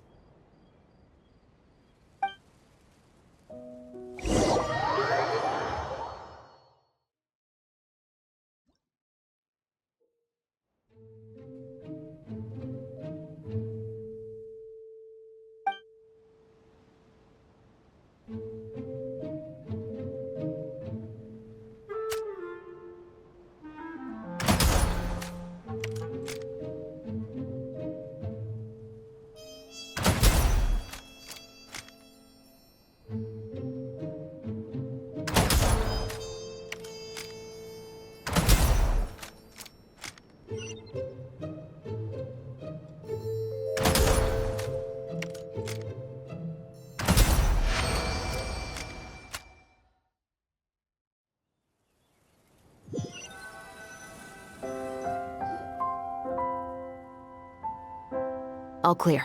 Let's go. Wait! Paimon's a little nervous now that we know he could be the killer. Can we go over our plan of action again? I'll go knock on the door and make sure it's safe inside. Once we're sure that we're in the clear, I'll ask him to come with us for a quick round of questioning at the guard's headquarters. But can't we just arrest him? We still have no evidence that he's the killer, or that he lent the killer any direct aid. Still, it would be appreciated if you could pick a rainbow rose from his garden for me while I'm talking to him. It'll help the Marachose Phantom confirm Emily's theory. Sure, no problem. Just be careful, Chevres.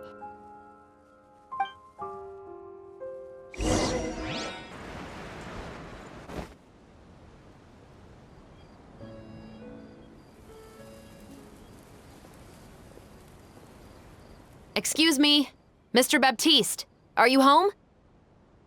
Who could it be at this hour? Oh, it's you, Officer Chevres. Would you mind accompanying me to the guard's headquarters, Mr. Baptiste? We would like to ask you some questions about a case. Oh, is it still regarding the murder case from before? I cannot confirm or deny that at this time. So it is then. Listen, I need you to come with me, Mr. Baptiste. Miss Chevres, I'll save you the trouble. Oh, and you two over there? There's no need for you to pick my flowers either. It's not time for them to bloom yet.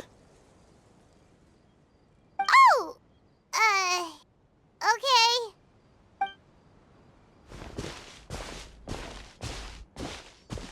By saving me the trouble, you mean... I will confess. I was the killer. Huh? He just admitted he's guilty! Please relax, everyone. I'm not armed.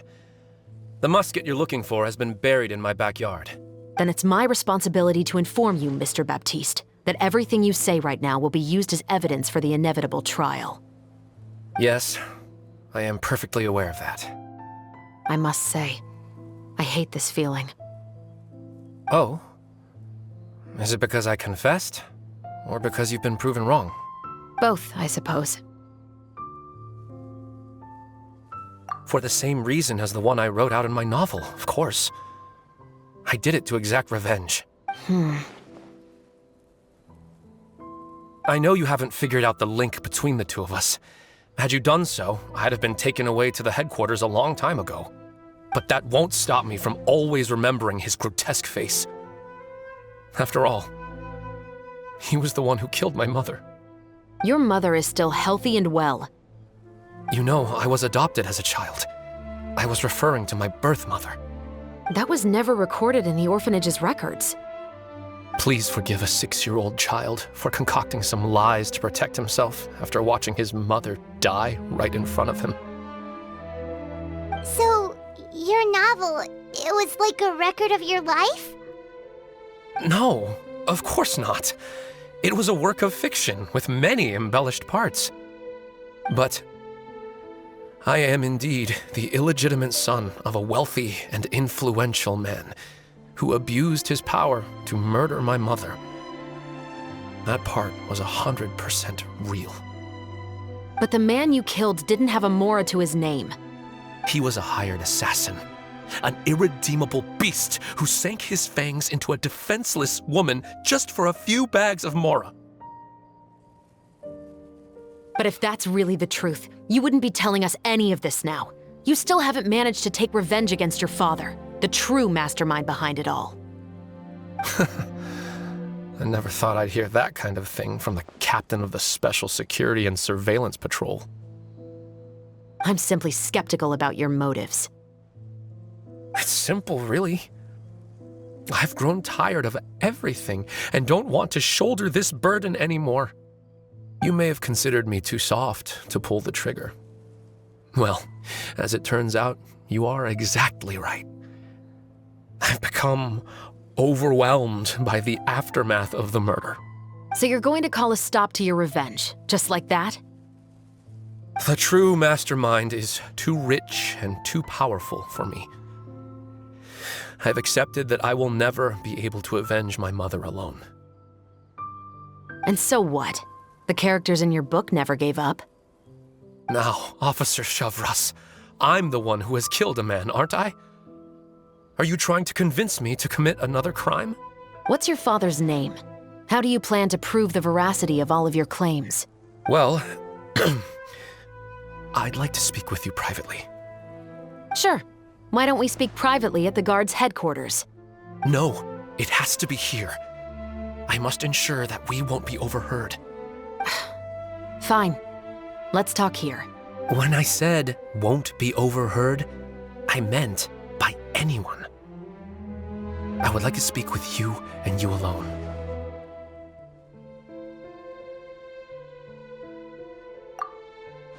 Thanks. I appreciate it. Please stay safe, Shavras.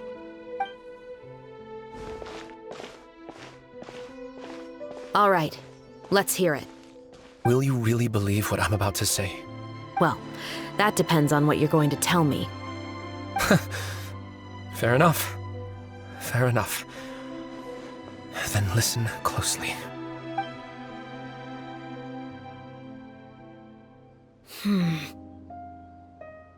So that's how it's all connected. So, it seems you believe me after all. Do you want me to go public with this? No, of course not. At least, not right now. Then why did you bother telling me? You've read my work. What do you think? Even if you were to go public with all of this right now, he'd simply deny everything. It's been too long. Almost 20 years. Anything that could be used as evidence has long faded away. Even if there might have been a solitary island of truth once upon a time, it has long sunk beneath the waves by now. Justice will never find him. Not if you don't try. I know that as the captain of the Special Security and Surveillance Patrol, you will always stand on the side of justice. But do you really think a cushy life in prison really constitutes justice for him? I bet he could lead an extremely comfortable life in the fortress of Meripede. What are you trying to say? I've been observing you from a distance. Your portrayal of the musketeer was exquisite. Pull the trigger of justice against him. Let the villain get what he deserves. You want me to let you go so you may complete your revenge? No, Officer Shavras. I know that would be impossible. No.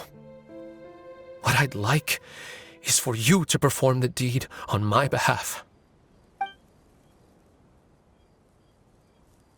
Oh, Shiva sure is taking her time.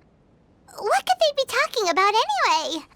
Oh, Paimon's worried. What if he decided to attack her?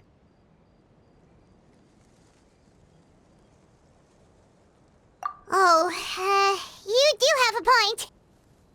Still, do you have any idea who the rich person might be? And why the novelist doesn't want us to hear what he's saying to Chevres?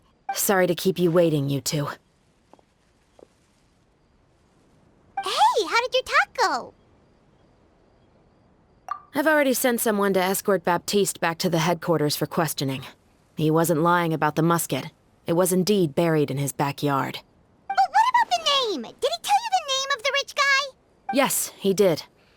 But for now, I have to return to the Special Patrol. There are still a few loose ends I need to tie up. I'll probably be quite busy over the next few days, so apologies if you don't see me on set. All right, Paimon understands if you can't tell us everything you know. We'll just keep an eye on the Steambird then. Actually, there's still something else I need your help with.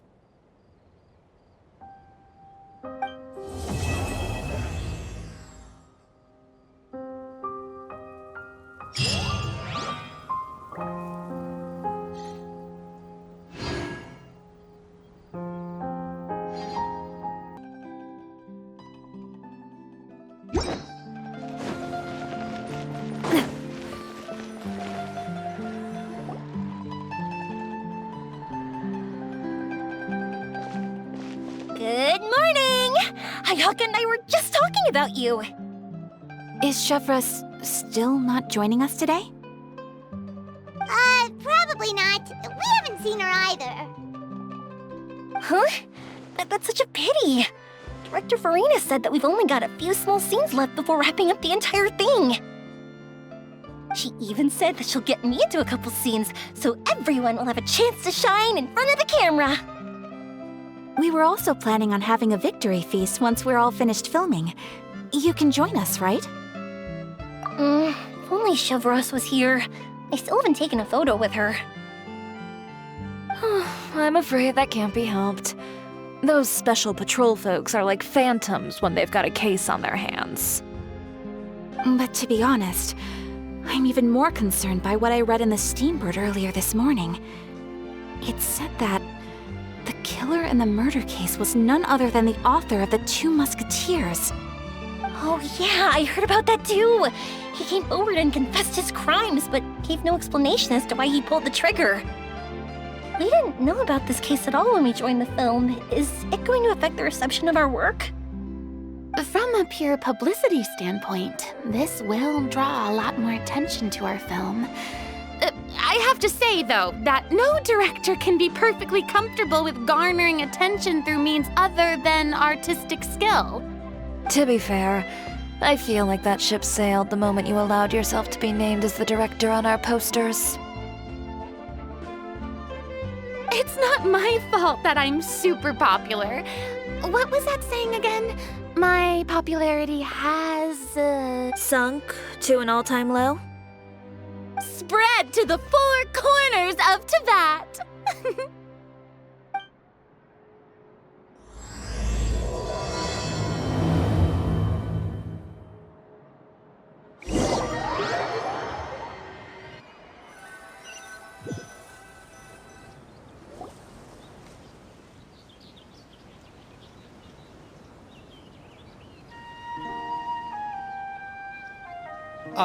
Excuse me, everyone.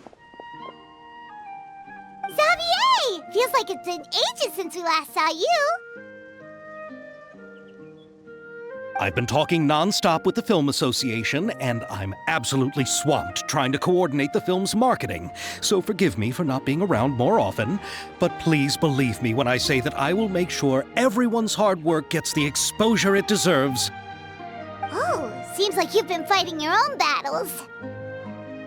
Yes, that's one way to put it.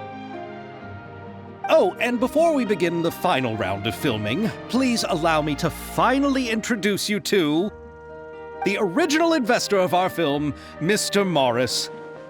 A pleasure to meet you all. Yes, glad to make your acquaintance, Mr. Morris. We've heard about the issues you've encountered with your financial situation, and genuinely hope that things have taken a turn for the better. Oh, well, the situation has, indeed improved somewhat. Don't worry, Mr. Morris. Accidents and last-minute challenges happen all the time. There's no need to blame yourself over it. The good news is that we're almost done filming now. And I would even say that this is the best story I've ever seen. Is that so? I see, that's great news. All right, now that we've gotten all the pleasantries out of the way, let's get this show on the road. We'll mostly be filming typical people and scenery from the streets today to improve the sense of environmental ambiance in some parts of the film. Oh, and there'll be a cameo for Mr. Kamisato and Miss Yoimiya as well. They'll be used to show outsider perspectives on the fates of the two musketeers. That's right. Ayato should be here any minute.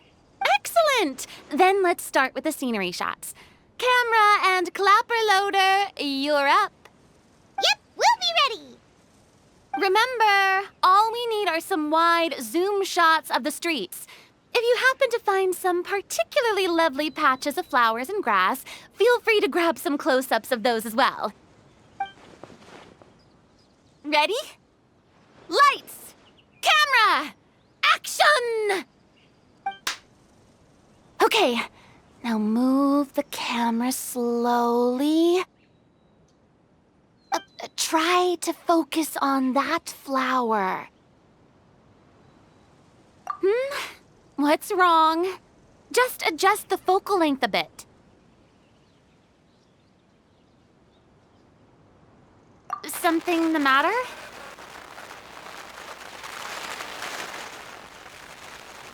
Huh? But wasn't it working fine for all the days before?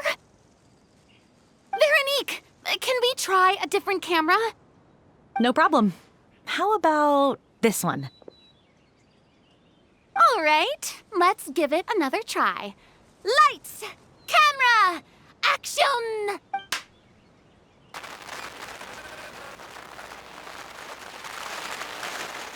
Don't tell me. This one is broken too? Veronique, do we have any other spare ones we can use? I'm afraid we only brought these two today. What? Then go find a workshop to get them repaired right away. Oh, and you too, Bono. Go find our spare camera in the warehouse and bring it back to the set. On it. Greetings, everyone. My apologies for the delay. Is something the matter, Ayaka? It seems like there are some issues with the filming equipment today. We're stuck for the moment. I see. Well, let's not just stand here twiddling our thumbs. Actors, to the makeup booth. We'll start on the next scene as soon as we get a working camera. The people at the workshop told me that the part which holds the lens in place seemed to have fallen off. That's super strange. It was perfectly fine just yesterday. Well, no time to dwell on that now. Let's get back to filming. Ahem! Quiet on set! Places, everyone! Lights! Camera! Action! By the way, have you heard about that recent murder case? Yes, I have. It seems that they've caused quite the commotion in the city. I heard that the chief of the guards is so mad about not catching the culprit that he's about to explode. Oh? I find that quite hard to imagine, considering how he already looks most days. Director, we have a problem. Oh, we're in the middle of a take! Couldn't you wait until we wrapped up this scene? No, Director, our film, all the finalized film that we've been keeping in the case has disappeared. Oh, wait, well, what did you say? Mr. Bono, please take me to where the film was kept right away. I'm coming too. No, Yoimiya, you have to stay here. Oh. Okay, listen up. Everyone who's not working on this current scene can go with Bono to look for the film. Everyone else, stay put and wrap up the scene. Unbelievable. How could all these problems happen in just one day?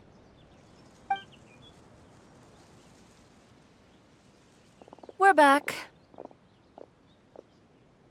How did it go? Did you find the film?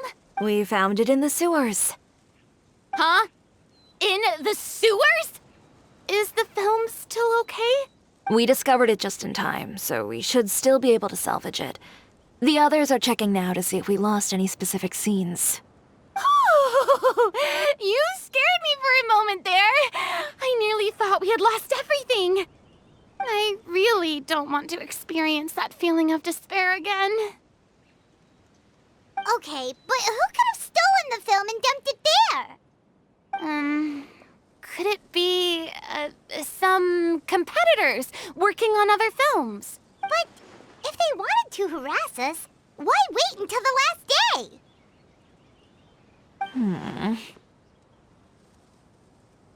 Okay, we don't have time to really look into it right now.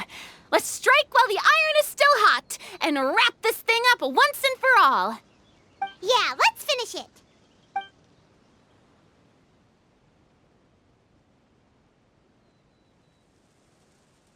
I would like to officially announce that our entry to the festival, The Two Musketeers, has now concluded filming!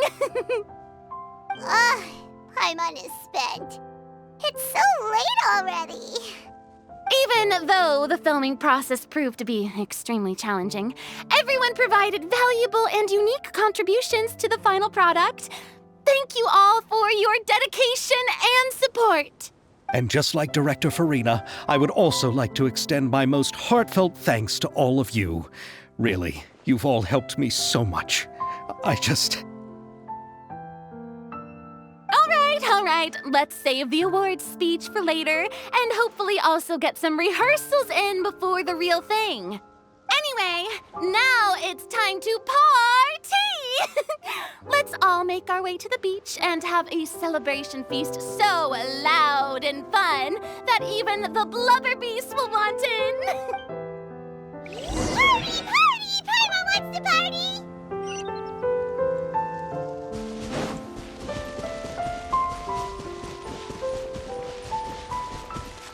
Whoa, this place is hopping. Everyone's finally getting to relax after wrapping up the film. Let's go chat with someone. Have you ever seen a fireworks show, Mr. Morris? It's pretty amazing. I'm afraid I haven't, but I'll take your word for it.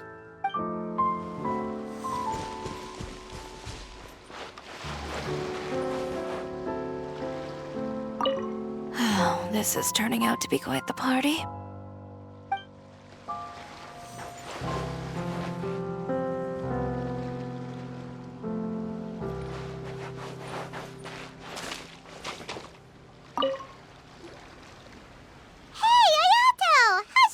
Going? Everything went rather smoothly. Thank you for your concern. Hayato told me that we've already confirmed the dates for some Inazuma Fontaine cultural exchange events. So the next time we visit, we'll be doing so in our capacities as the representatives of the Yashiro Commission. Oh, that's great! Then maybe Paimon will be able to find Fontaine detective novels in Inazuma from now on. Oh, wait. Wouldn't Yae Miko get upset if that happens? That would be stealing some of her business. You've got a point. She's always complaining that light novels have become bland and too predictable after all. The cultural exchange won't only feature literatures of both nations, of course. We have also made plans for cross-cultural engagements in the fields of gourmet cuisine, toy making, and artisan craftsmanship. Whoa! Paimon's getting super excited now! When the time comes, be sure to visit and participate in all the events.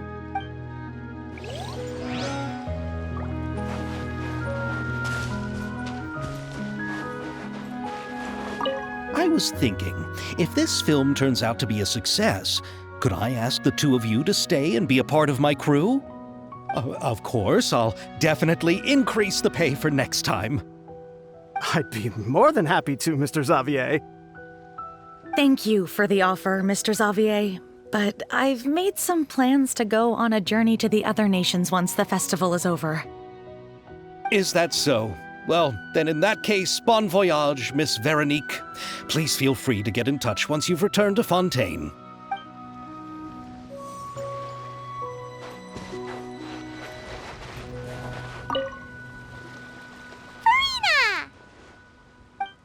Oh, my darling clapper loader and camera operator. You've both worked really hard. Paimon thinks you worked even harder than us. Honestly, Paimon was getting a little tired of playing with the clapperboard by the end of it. Worst of all, Paimon started having dreams of you shouting, "Lights, camera, action!" into Paimon's ears. The actual dream can't even start until you've yelled that. Hey, if anything, shouldn't I be more grand and delightful in your dreams?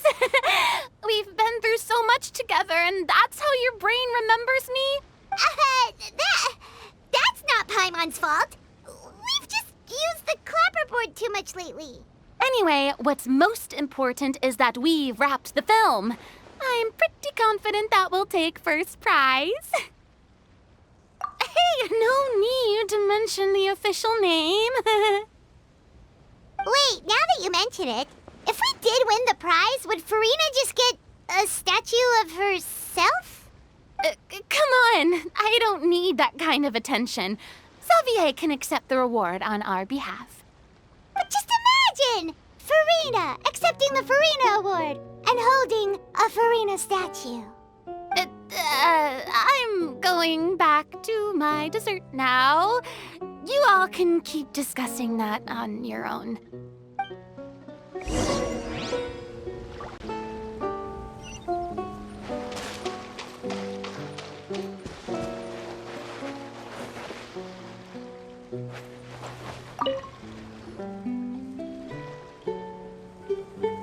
Chiori! Hey, you two.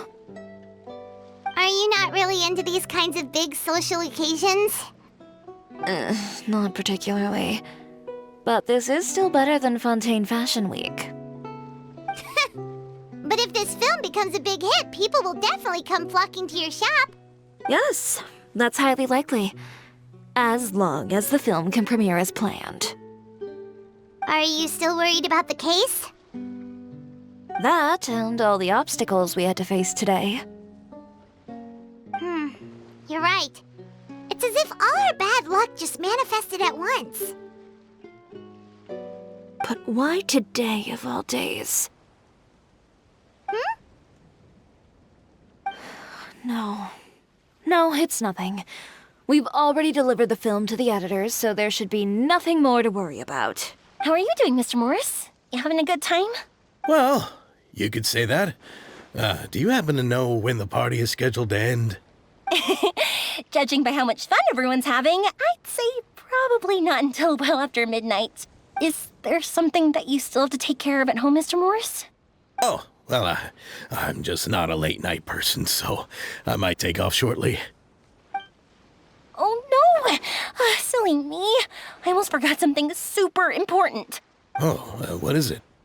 I prepared a whole batch of fireworks for the party, but I forgot to bring them over from the warehouse.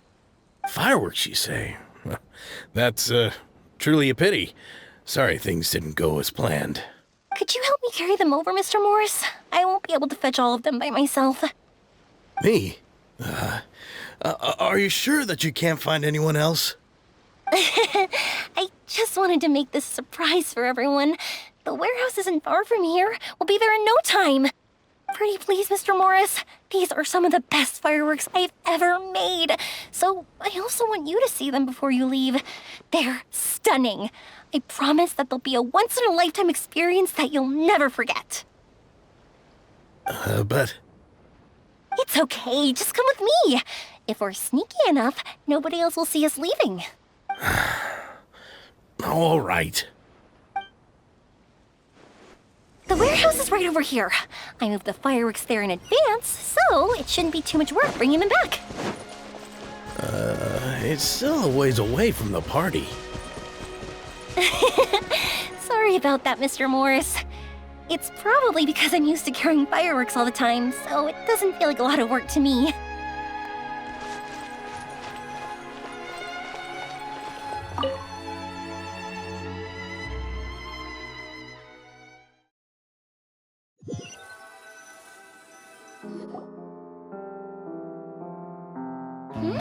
It's dark in here. Wait here, Mr. Morris. I think the light switch should be somewhere over here. Why did I have to get roped into this? What was that?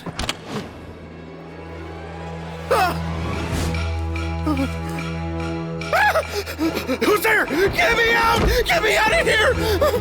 Did you really think you'd get away, Morris?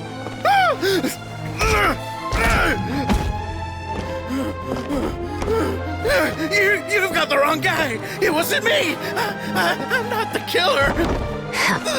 You know, Eliza died a far more heroic death than this. She fought your assassin to the end, to save the children she had hidden beneath the floorboards.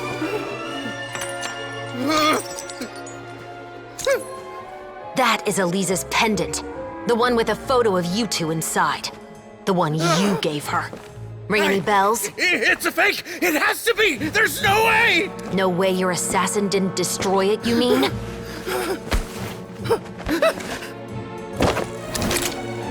Did you ever love her, Morris? Or was killing her always the plan? No, please. Listen to me. I told Eliza to keep us a secret. I paid her plenty for her silence. I never thought she'd keep the child. Everything was gonna come out, and I had no choice. She'd force my hand. No! I'm begging you. I have money. Just name your price, please. You can keep your Mora, and you can go to hell.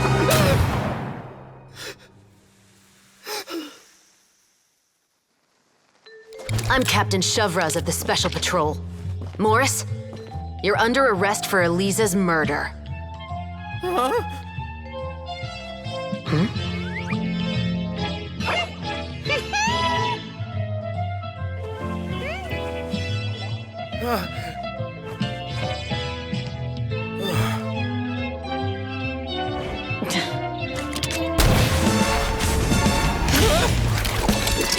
You're under arrest too, prop manager Veronique. Or perhaps I should call you the Second Musketeer.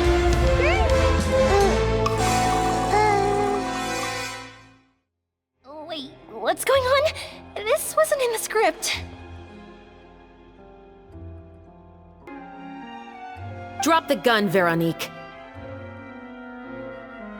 Why?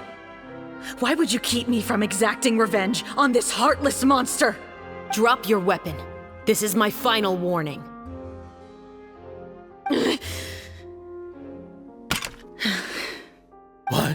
What is going on? Do I have to spell it out for you, Morris? Everything that took place just now was staged to get you to confess the truth. But this last part is all improv, of course.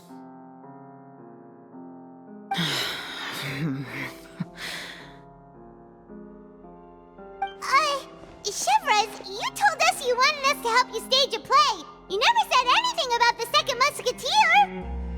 It's because even I had no way to confirm my theory until now. Thank you for your performance, Yoimiya. Could I trouble you to go and bring in the other Special Patrol members? They should be on standby just outside. Oh, and please tell the other cast members not to worry about us. We'll be rejoining them shortly. On it!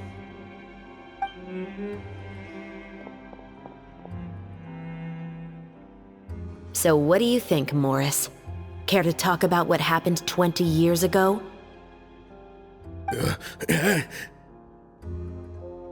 My patience is limited, you know. Don't force me to take you back to the interrogation room. I'd wager with the recording we made, you have no chance of winning in court. Cooperating with us now is the most practical move.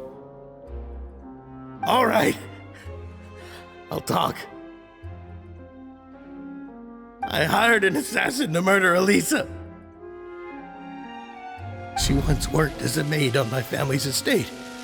She was very beautiful, and after some time I fell for her.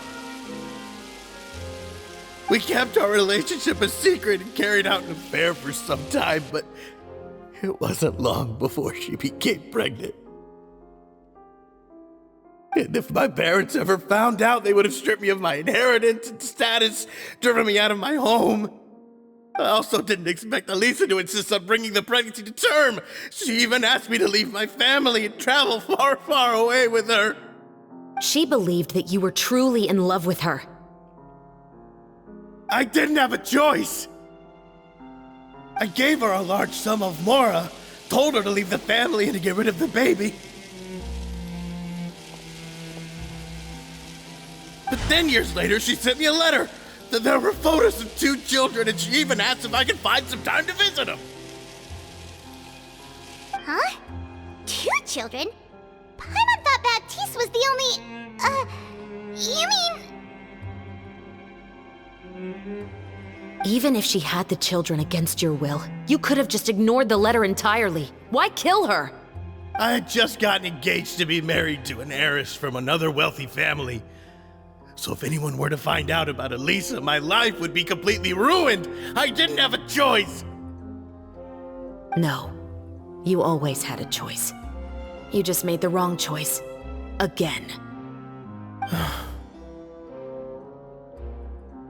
Do you know how it feels to watch your mother be killed right in front of you? My brother and I were hardly even school age yet. We were hidden beneath the floorboards, grasping each other's hands like a lifeline. We were so terrified that we didn't even know we could ever take a breath. All we could do was to watch Mother try to fight back, and then collapse to the floor. Even after the assassin left, we were still too terrified to leave our hiding spot. We thought that he might come back. It was only until the next evening when we finally climbed out and gathered around our mother.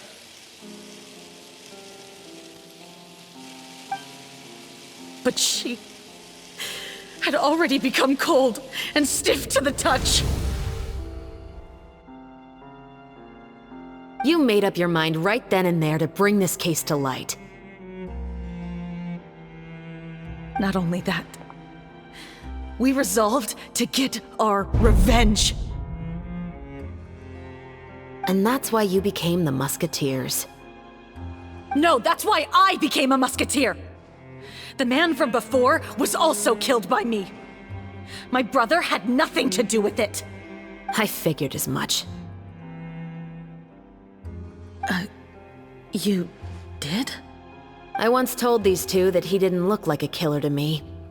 His confession from that night also rubbed me the wrong way. I think what really tipped me off was, how could I not feel a sense of regret in him?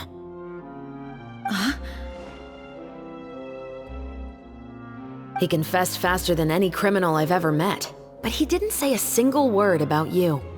He insisted that he was the sole perpetrator in the case. But after the questioning ended, I disassembled the musket we dug up from his backyard, put it in front of him, and told him to reassemble it. Wanna guess how far he got?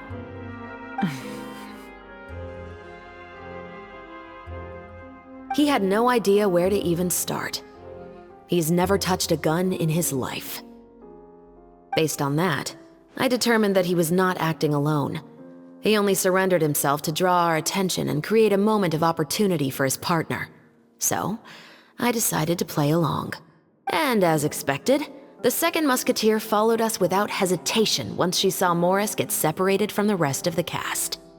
Besides, why else would he call the novel The Two Musketeers? But how did you know it was Veronique? I figured it out the moment Baptiste told me his father's name. That so-called financial crisis was all just a ruse. He just wanted to sign up as the investor and then leave the film without any source of funding. After all, he has a vested interest in minimizing the reach of this story. It's really just the same thing as what he did to Eliza all those years ago. Human scum. But then Xavier pulled out all the stops and got the film made against all odds. Morris couldn't have that. With the killer in custody, he figured it was safe to act. And so he came to visit the set today, just as I expected. Wait, so you were behind all those mishaps today?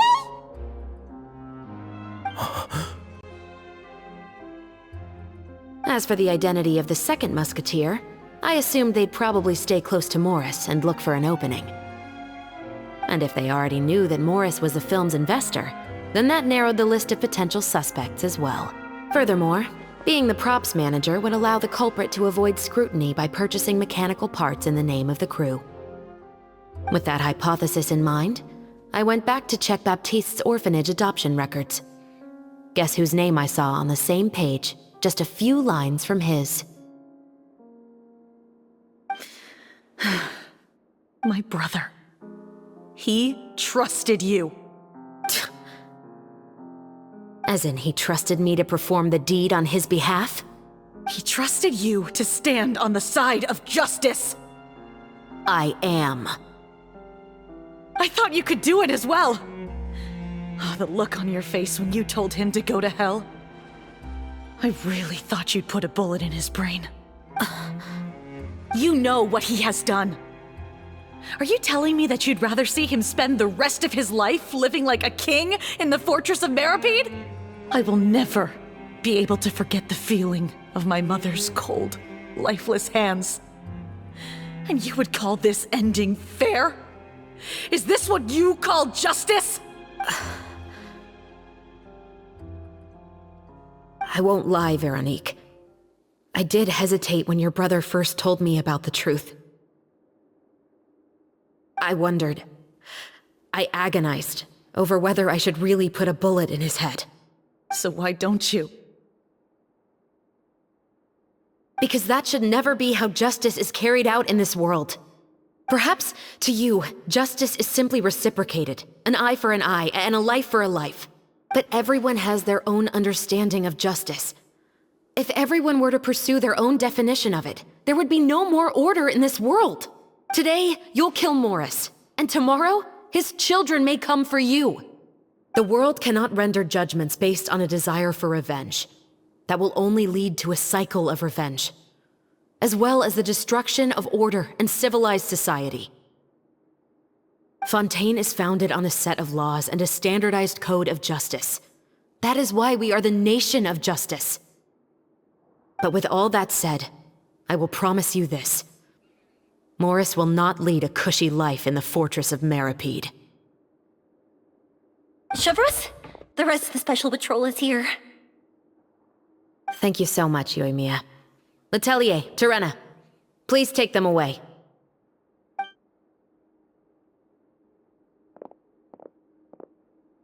I still can't agree with your reasoning.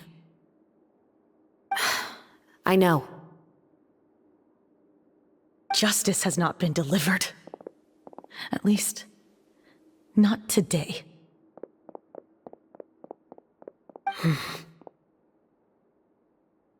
Chevros. Let's go. We should give an explanation to the crew. Thank you for your concern. I'm fine. I'm just thinking about the things in life that have driven people to take justice into their own hands.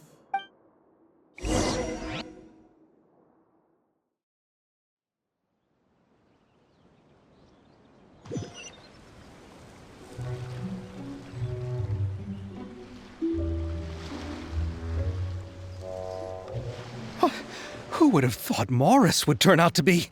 I'm at a loss of words. How could he have done something like this? I'm just glad that you're all safe and sound. Who knew that such a labyrinth of cases would be behind this story? Well, what should we do now? We have a finished film, of course, but should we still go ahead with the premiere? What do you mean? Shouldn't you be even more motivated to spread the word now that you've learned the truth? Shiori is right. I'd also like more people to see this story for themselves. But the real ending of the story seems to have deviated somewhat from the one in the script. Is that still acceptable to you, Miss Chevres? The call is yours. We still have time to reshoot an ending if that's what you'd like. No, it's fine as is. I like what we have for the catharsis. Romanticism is what gives works of art their appeal. Fiction is able to explore means of restitution that couldn't, just like the real world. The world of stories also has its own set of rules and justice. These different possibilities are what initially drew me to reading in the first place. Sounds good to me. I support your decision. What about Veronique? Will she be okay? She will soon face her judgment alongside her brother and Morris. If I had to guess, they'll probably all be sent to the fortress of Meripede. I'll make sure to give Risley a heads up about it. Oh, you mean that kind of heads up? Exactly. Ahem. All right, then the matter's settled. Now that everything's been taken care of, there's no reason for us to keep looking all gloomy and grumpy. Let's get back to the feast and enjoy each other's company. We'll be starting the post-production process tomorrow. You should join us, Chevres. You missed the first few hours of the party, didn't you? All right. Count me in. Then I'll wait for you over there. There's still some good news that I'd like to share with Chevres. Traveler, Paimon, could you wait for me by the sea after the party ends? I'd like to go on a brief walk with the two of you. Thank you very much.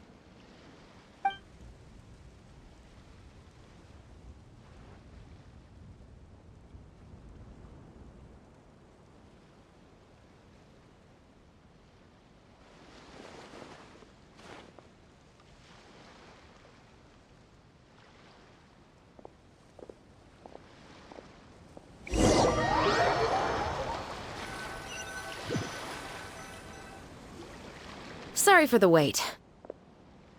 Oh, we weren't waiting long at all. Is there something else you wanted to tell us? No, I don't have anything new to share. I just felt that since you were my investigation partners, I should have another conversation with the two of you.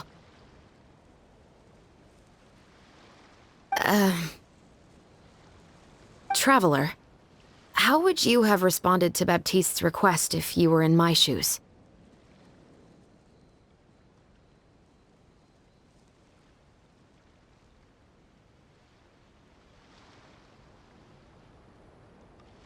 Is that so? Well, thanks for sharing. When I was young, my father often took me here to swim. We'd come rain or shine, even when it was freezing cold. He told me that swimming was the best activity to train one's strength of will. You could never give up before reaching the shore, especially when the water was cold. Oh? Why's that? Because the moment you give up would be the moment you die. At that point, I still hadn't received my vision. One winter, the chilly wind felt almost like knives on my skin, and the seawater was so frigid that it numbed my toes the moment I stepped in. I cried and begged my father to spare me from having to swim across, but he wouldn't listen. He used to be a member of the Special Patrol as well. You could say it was his way of educating his children. That sounds awful. When he saw that I wouldn't stop crying, he just picked me up and tossed me into the icy water. The bone-chilling cold took away my senses. I couldn't feel anything but fear and rage. I waited for my father to save me, but one look and I knew he'd already started swimming for the opposite shore. I realized that if I were to give up, I really would die right then and there. I used all of my strength to try and catch up to my father. Those few minutes felt longer than my whole life up until that point. I did, however, make it to the other side. I've never felt afraid about anything in my life after that, nor have I ever cried again. That way of teaching would have never worked on Paimon. Yeah, I don't think that was the right method for anyone. It's just that, working now as I am in the pursuit of justice, I still sometimes feel like I've been tossed into that winter sea all over again. The anger and the helplessness. Shavras. But the worse I feel, the more I know to never give up. The alternative would be to forever lose myself among the waves. Anyway, how about a race? Neither of us will drown, but we can still see who swims faster. You guys go ahead! Paimon will grab the clapperboard to mark the start of the race.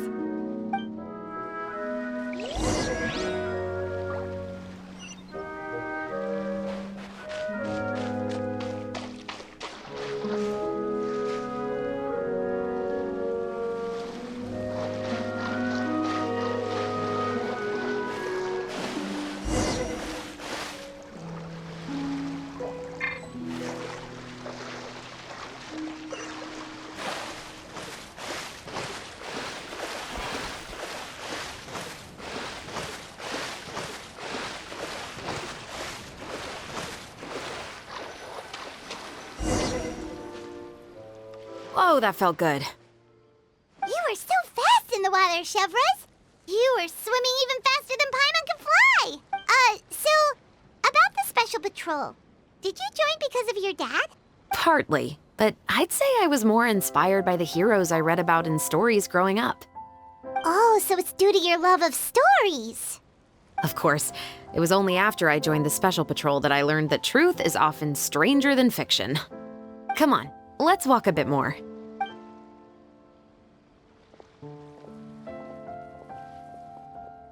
To be honest, I do sometimes question whether the decisions I make are the right ones. But I know that no matter what, I must keep swimming. Because the only thing I've got my eyes on is the shore in the distance.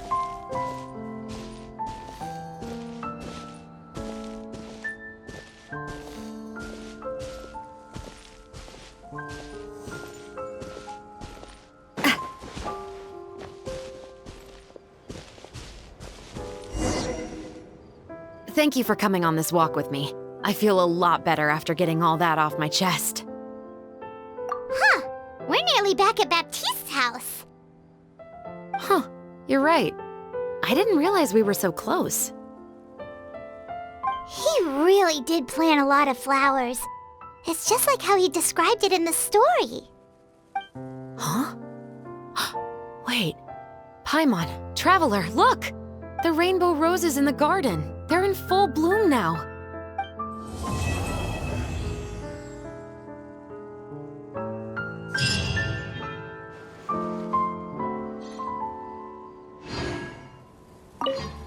Even though it's a bit late, I must thank you for investigating this case with me.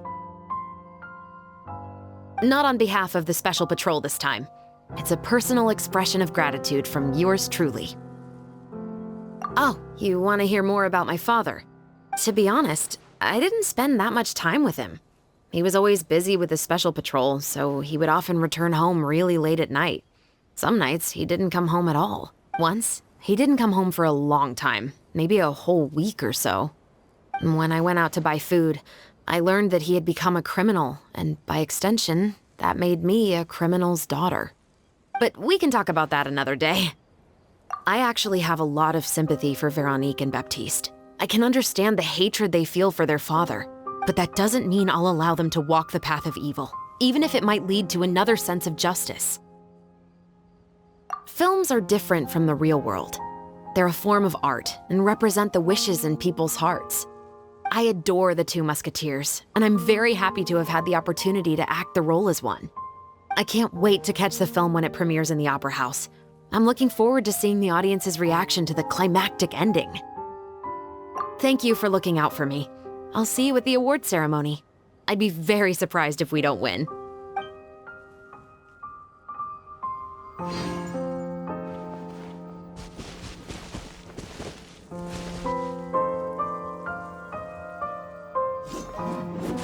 Yeah!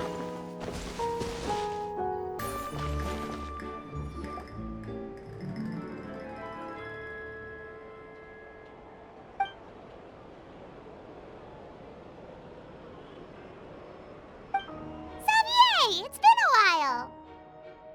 Hey there, you two! Sorry I've been scarce. I've been buried in marketing and preparing the film for release ever since we wrapped post-production. The award ceremony is today, right? Paimon wonders if we'll win the Farina Award. I'd give it a 90% chance. Farina! Oh, Paimon didn't know you were already here. You're earlier than everyone else. I'm sure the others will also be here in no time. Xavier, if we end up getting called on stage, shouldn't you come up with a name for our crew? What? But we don't even know if we're going to win. I wouldn't want to jinx our chances by celebrating early.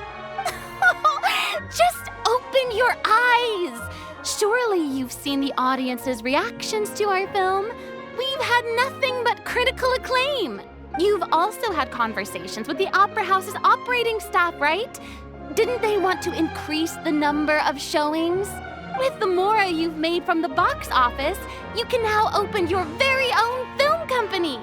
But that's all credit to my amazing crew.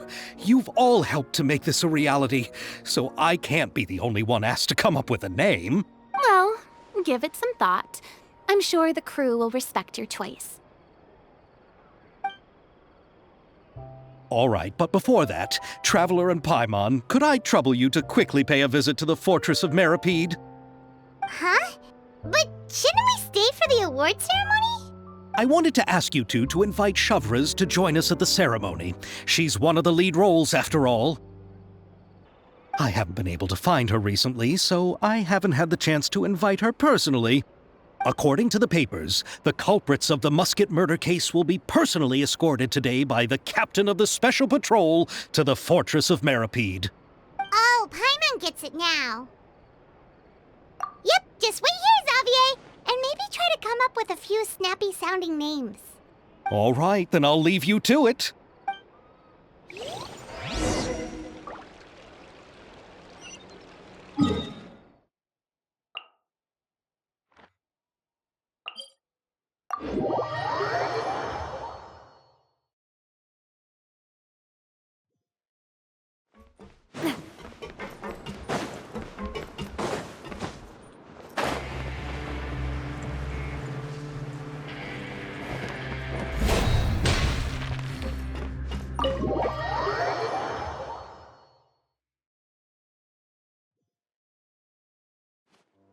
This is as far as I'll be taking them. I'll leave the three of them to you now. Got another errand to run? Something like that. I'm expected at a party. Now that's something you don't hear every day. Found a new pastime? No, it's just a special occasion. Shavraz! Risley! Festivals really do bring people together. It's been a while since I last had so many visitors at the Fortress of Meripede. Call it the festival spirit, I guess. Yeah, you could say that. Even our head nurse has gotten herself all worked up preparing super deluxe nutritious shakes. Just one gulp and you'll have met all your nutrition needs. Were you talking about work just now? We've already finished discussing everything. So, what do you think about my heads up, Mr. Risley? I believe I haven't yet made any promises or guarantees. But you also didn't shoot me down. Here, how about this? You could give everyone a copy of the newspaper. Perhaps on the day when the cover story happens to, oh, I don't know, expose a certain someone's misdeeds from 20 years ago? I suppose then a certain someone may soon find himself the most unlucky person in the Fortress of Meripede? while another 2 people will soon be hailed as heroes. Speaking of heroes, did you two need something from me? Actually, we're here for... You're here to invite me to the party, right? Don't worry, I didn't forget. Ooh, then let's head back right away! See you, Risley! Happy Fontanalia Festival! And the same to you.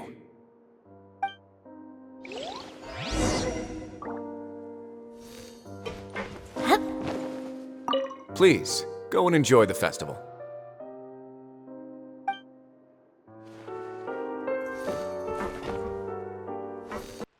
And the winner of the Farina Award for the first Fontanalia Film Festival is... The Two Musketeers!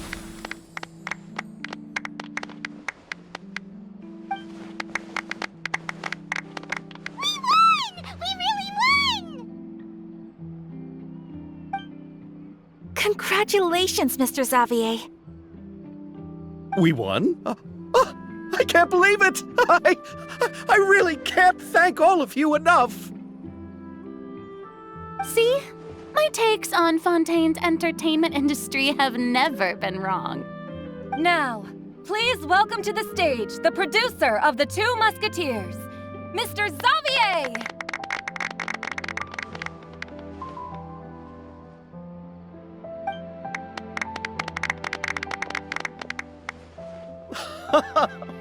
Thank you! Thank you all so much for your recognition and support. While I'm up here, I would love to give special thanks to... Time really flies, huh? It certainly feels that way. It feels like it was only yesterday when you were teaching me to hold a musket. Will you come back to Fontaine again? Of course! I'm very fond of this city. There are so many novel and interesting things that it's been hard to keep track of them all. But how about you? Would you be interested in visiting Inazuma? I can't say the thought has crossed my mind before, but I'd be willing to consider it now. I will be eagerly awaiting your visit. It would be wonderful if you could visit my home and enjoy a taste of our tea and desserts. Yeah, let's keep in touch. Did you accomplish all you came here for? Yes. And you should visit Inazuma again sometime. How has Ogura and her business been? To my knowledge, she's doing quite well. Tell her I said hi. I certainly will. I heard the thunderstorm has stopped. Yes, and the war has also been brought to an end. Peace and prosperity has returned to the islands. I quite like the sound of that. Perfect for hanging textiles out to dry. I'd like to offer my thanks again to the entire cast and crew. Without you, I would have never completed this film, much less had the opportunity to be standing on this stage. With the support of my entire crew, I would like to officially announce our film company, Musketeer Pictures! Woohoo! That has a really nice ring to it. Then in that case, let's please welcome all the members of Musketeer Pictures onto the stage for a commemorative photo. Oh, Paimon didn't know we'd also be taking pictures. Director Farina, I believe you are the most deserving person to raise this trophy. Huh? No. There's no need. It's so embarrassing. It's an honor the director deserves. Yes, I agree. Just accept that you're not getting out of this. Ready, everyone? 3, 2, 1. Musketeer Pictures!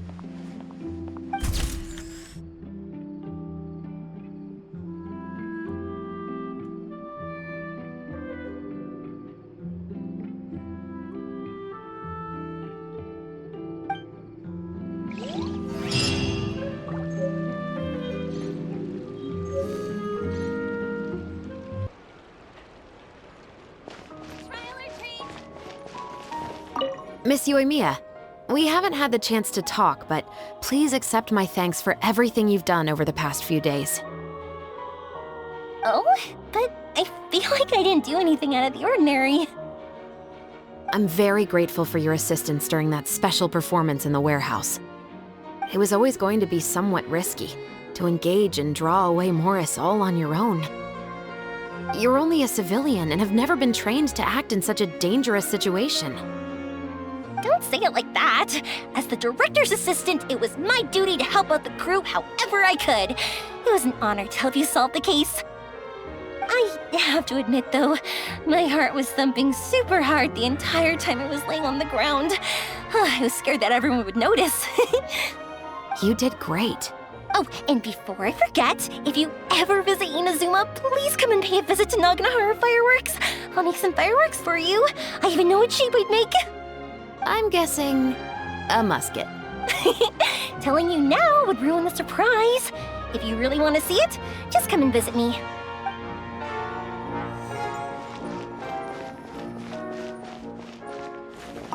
Lady Farina, please allow me to take just one more photo of you.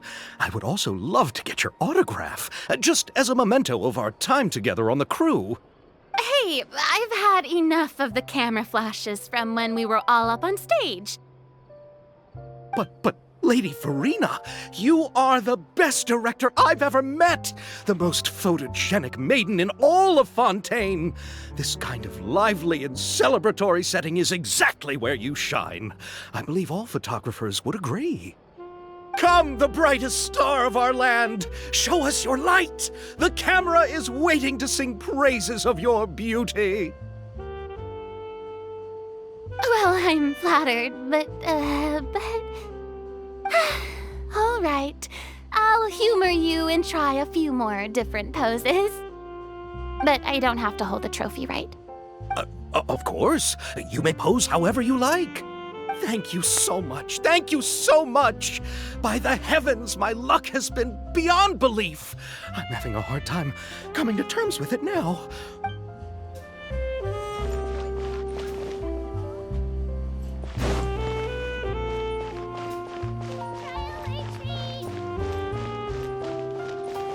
Cha!